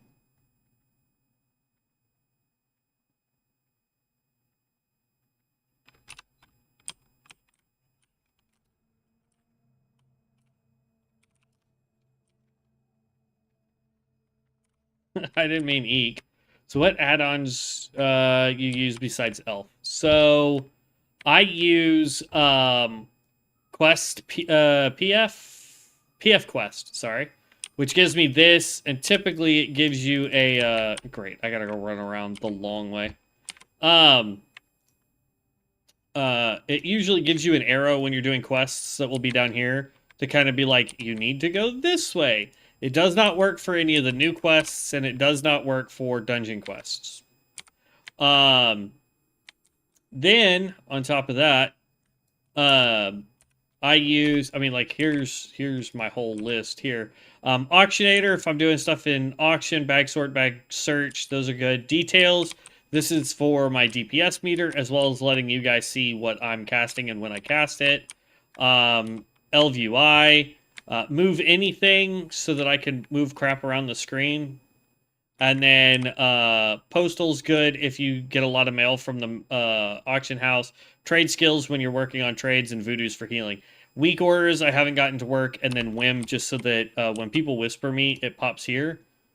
So that I have a more concentrated area, so I'm not having to look over here for stuff. Excuse me, good lord, no! Oh.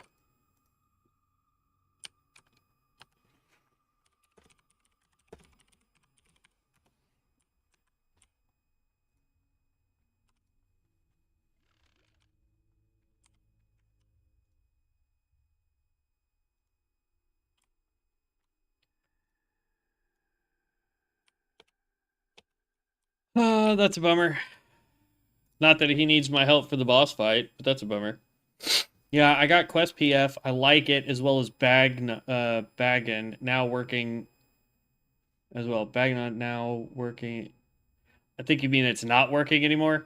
If you use Elf UI, you don't need Bagnon or Bagon or whatever it is, because Elf UI already consolidates your bags.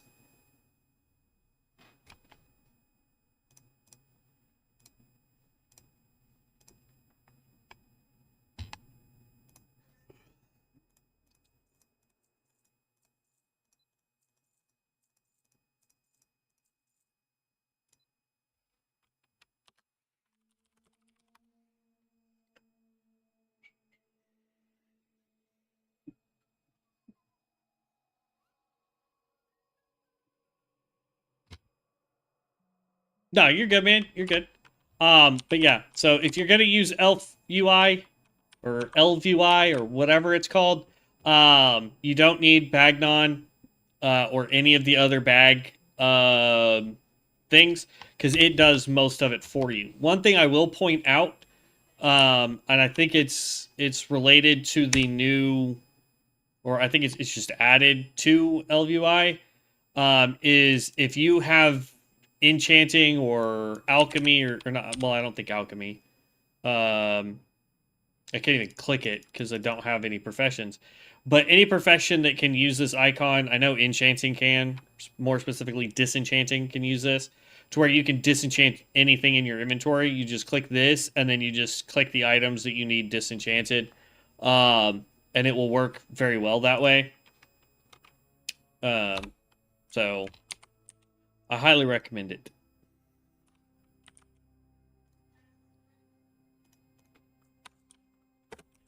We're at 66.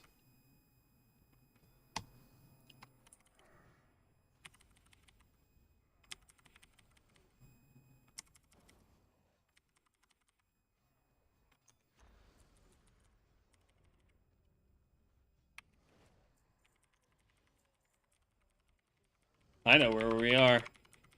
We're in Arathi Highlands.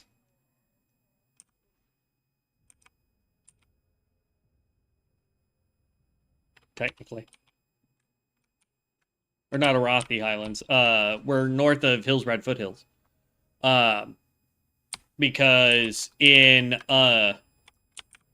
there's a cart right there. In Bronzebeard is a World Forged location that you can click on that will give you ooh, he's just gonna pull everybody. Alright. We got this, bud. It gives you a warrior crap, what is that called? The Mystic Enchant.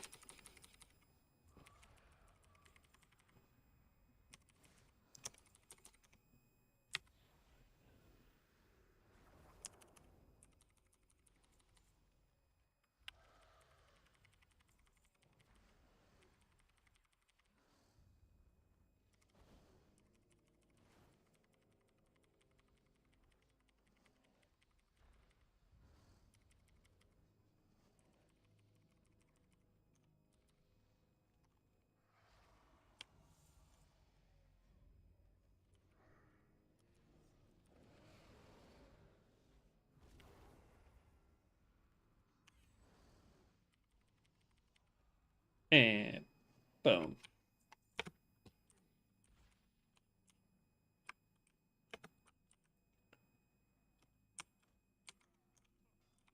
I don't know where we're supposed to be going.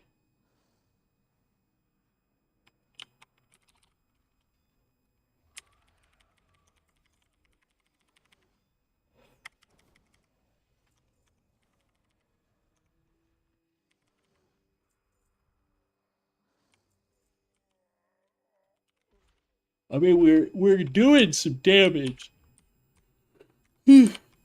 Excuse me, good lord. We're doing some damage, but I just don't feel like the draconic build is really doing much. Okay, so this is the boss that we need. Do this, or do this, then do this.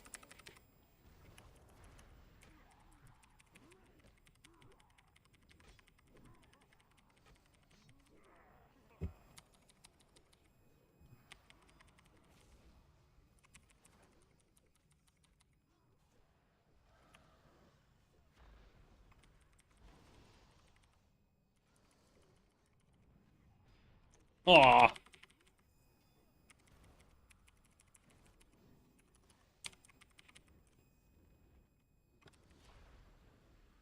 Ow.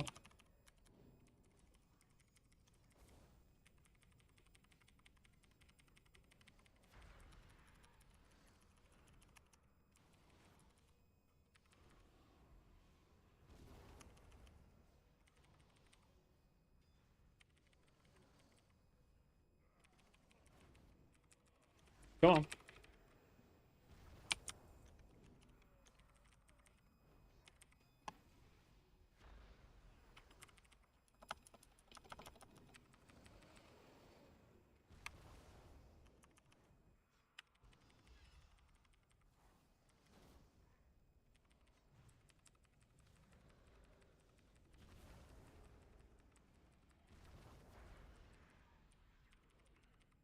I'm out of mana.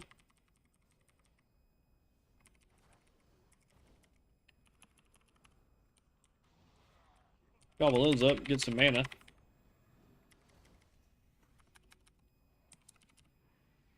Hit you with that again. And then I want to hit you with 9.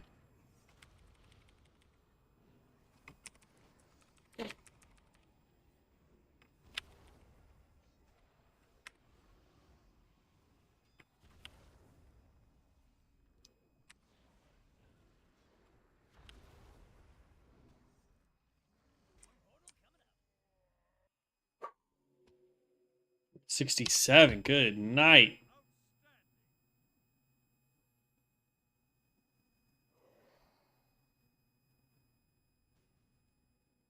That one so that we do more damage.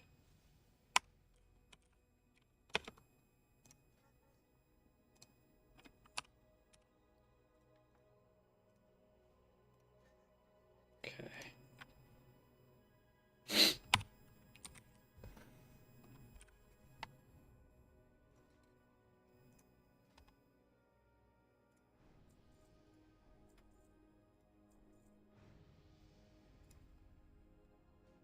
Okay, no new skills.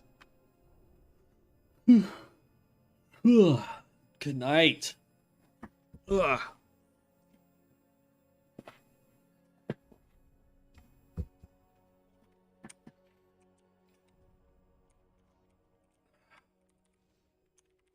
Oh, we're finally taking on Cookie. I love it.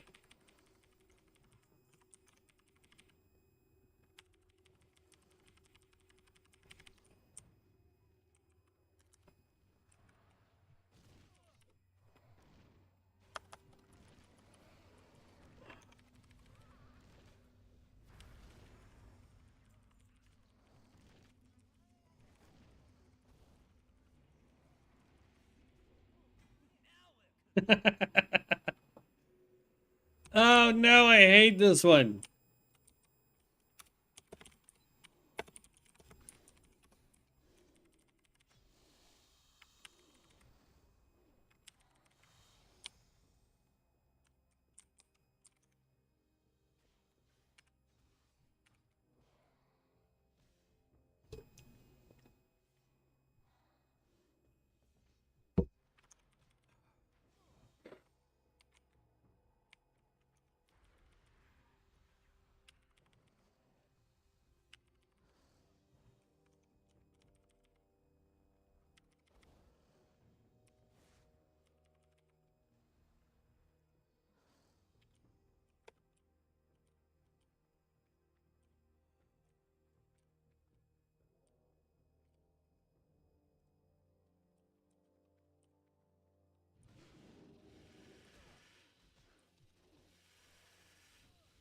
Meow.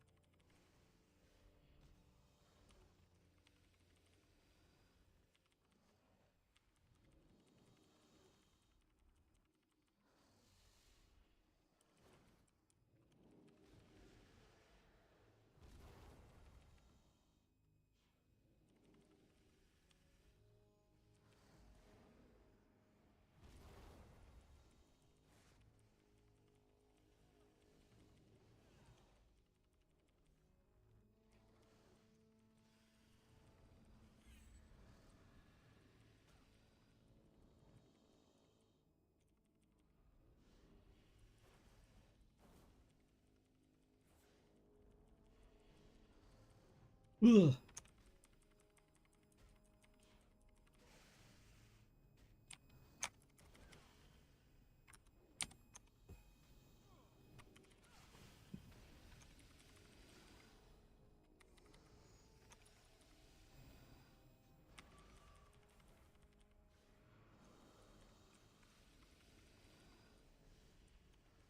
No, you don't.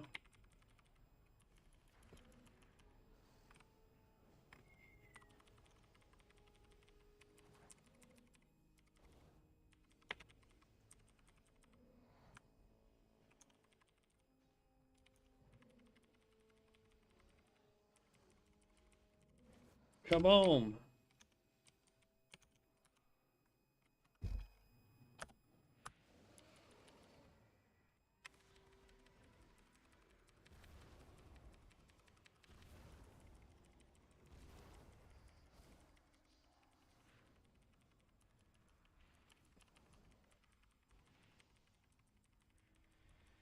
It doesn't last long. So maybe it's not that good?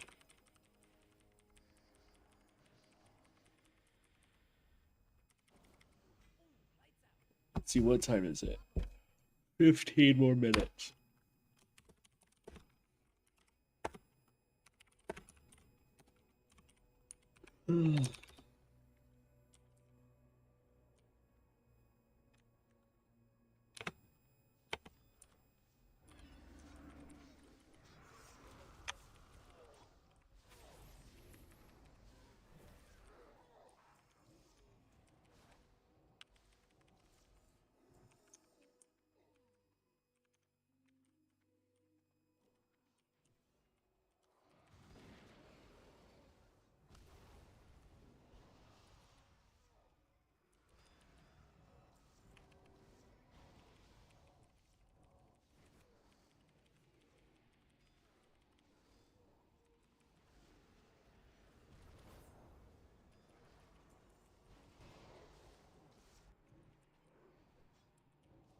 I keep getting teleported.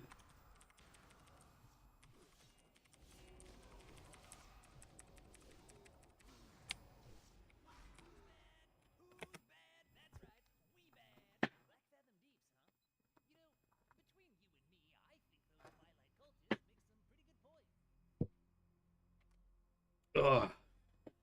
15 minutes, and then I'm gonna go finish some stuff around the house. Take probably like an hour break or so, and then we'll be back. Let's see. We want Cinderfield.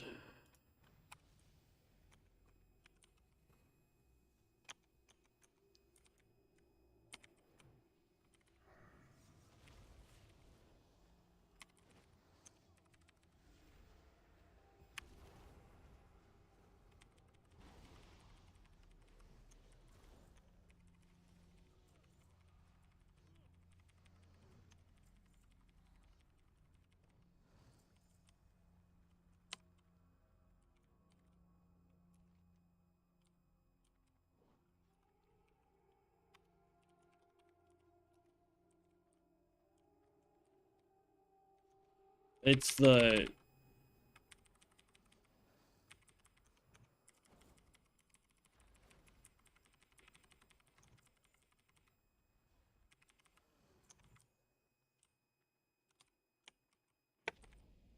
stupid Murloc.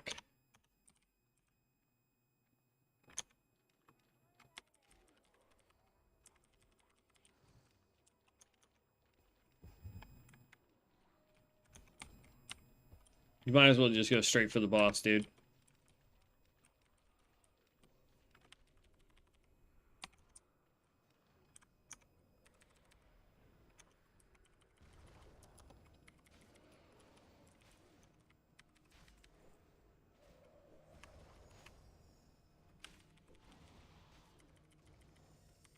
Oop, that's a swing and a miss.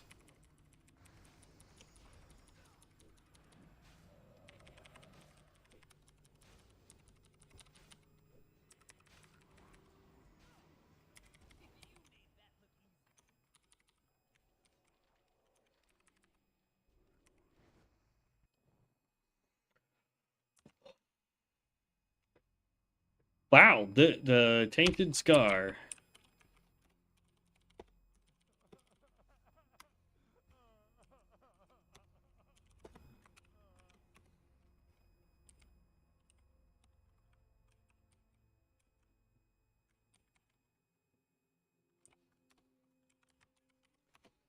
It's scary.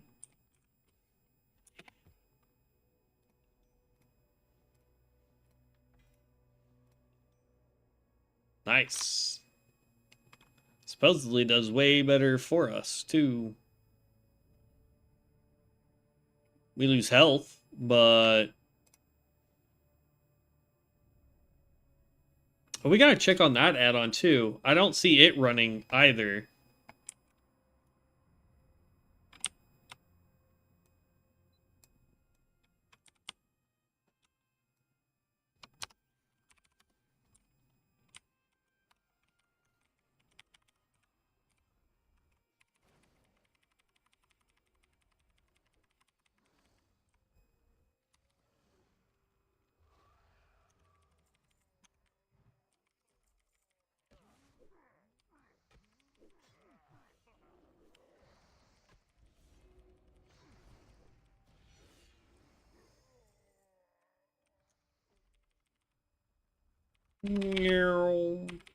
My fireball's cooler. Just saying.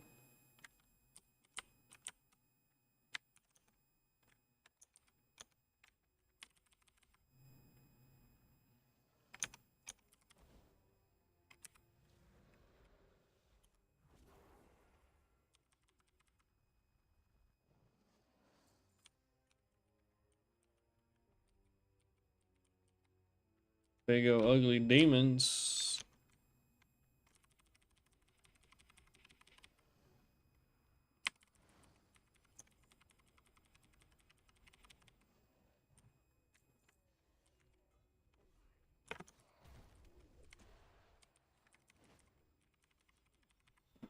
Okay.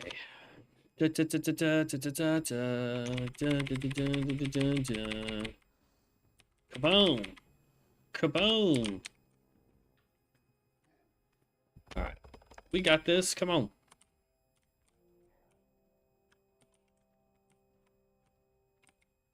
I got faith.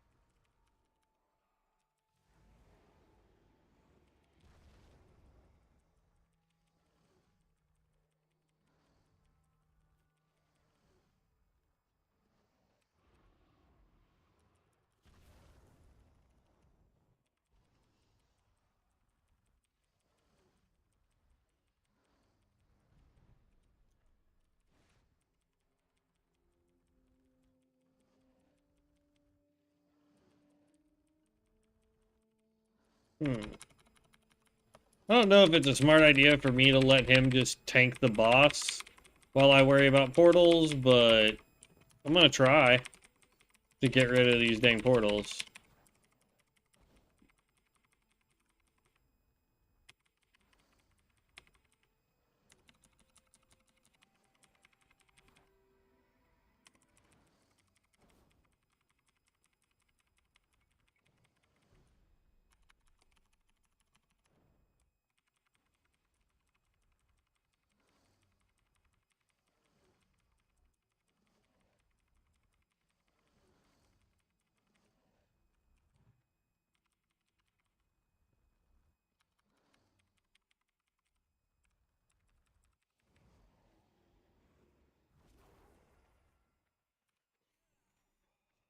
Keep running out of mana.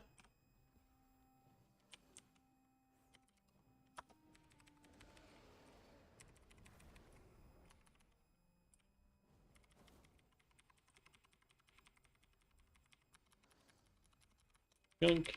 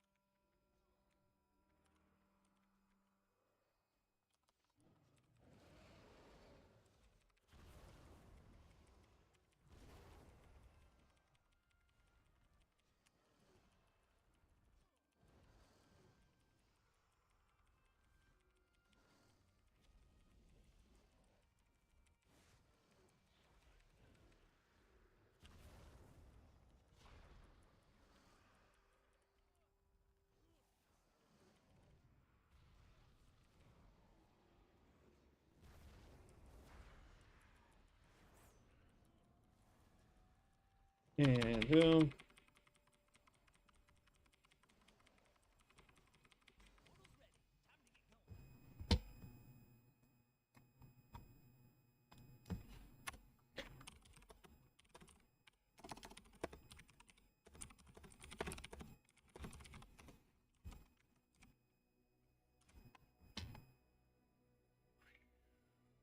Volcanic shell, no. Constant burning reduces the cooldown of spell burn, no.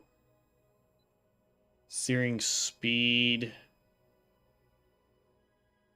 That's cataclysm, which is molten repetitive. Reduces the cooldown in dragon leap. Increases the duration of essence of Malygos.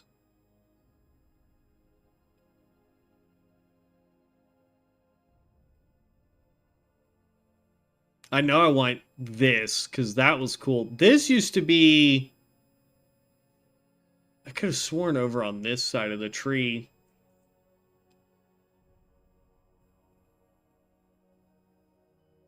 I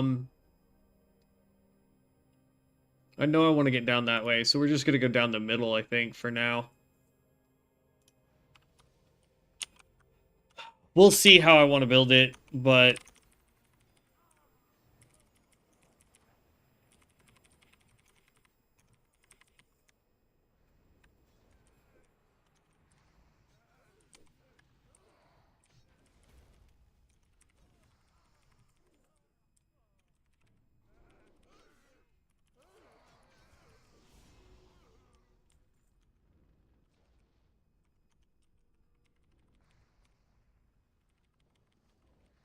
meow, meow.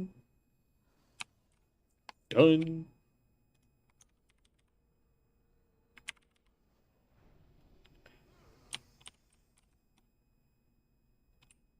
Side of the tree in order to get to the bottom. No. Like, I could go over here and then try to find a creative way to get over to this side. You don't have to just stick to one side or the other. Typically, one side of the tree will be buffing one type of damage or one type of skill. Whereas the other side does just something totally different. But I'm of the mindset where work your way from the bottom up. Oh, did you? Okay, hold on. I don't have it. What's your... I'd have to go look and find out. On one of my level 60s. What's your character's name? And I will add you.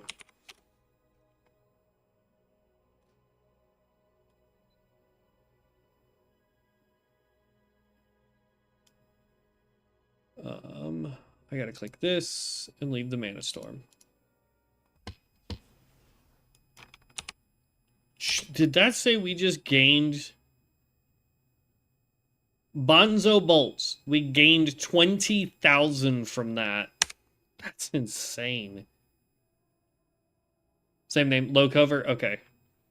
Because it doesn't say that I got a new friend.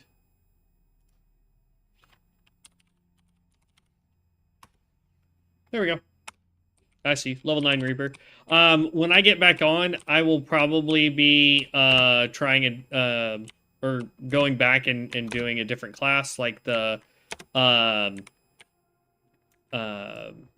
Stormbringer or another Ranger, or just picking something absolutely insane that I don't play hardly ever, if at all, and just trying something else out. The Pyromancer is completely different than it used to be. At least I never really leveled the Draconic, but when I did the build guide for it, even then, like, this is different from that. So, but yeah, so I'm gonna see Death from Above. That's the one that lets you rouge. I'll have to look into this and see if it's something that I want to continue on with this one, or if we switch over to Incineration, so that we can maximize the amount of damage we do with spells. But we'll see. We'll see. I'm not 100% sure yet. And then I will be able to answer your question. I'll put it in the comment section. I'll go look at one of my level 60s and figure out how many total points we get. I think it's 25. It's 25 or 26, I think. Don't quote me on that, but I think so. But yeah, so I will catch you guys in the next one, which will be later this evening. I'm not sure if we'll be on Ascension or if we'll be, doing something else just for giggles, but... Yeah, no, you're good, man. I was like Reaper. I was liking Reaper at 5, then not so much, but realizing my rotation at 9 is okay. Yeah, yeah, that's the thing. Like, a lot of builds, you'll start off kind of weak, and then you'll get a little powerful, and then you'll hit run around 6 to 7, and it'll feel like you dip off a little bit. And then you'll get up to about 12, 13, it'll feel like you dip off a little bit. And it just keeps doing that the whole time until you hit 60. So, but yeah, I will catch everybody in a little while. I'm going to take probably like an hour break or so, just so I can stretch legs, see if the fam needs anything, do some laundry, all that kind of stuff. So I will catch you heroes here shortly. Thanks for tuning in, and we will catch you in a little bit. Stay safe out there, and as always, stay legendary. Peace out.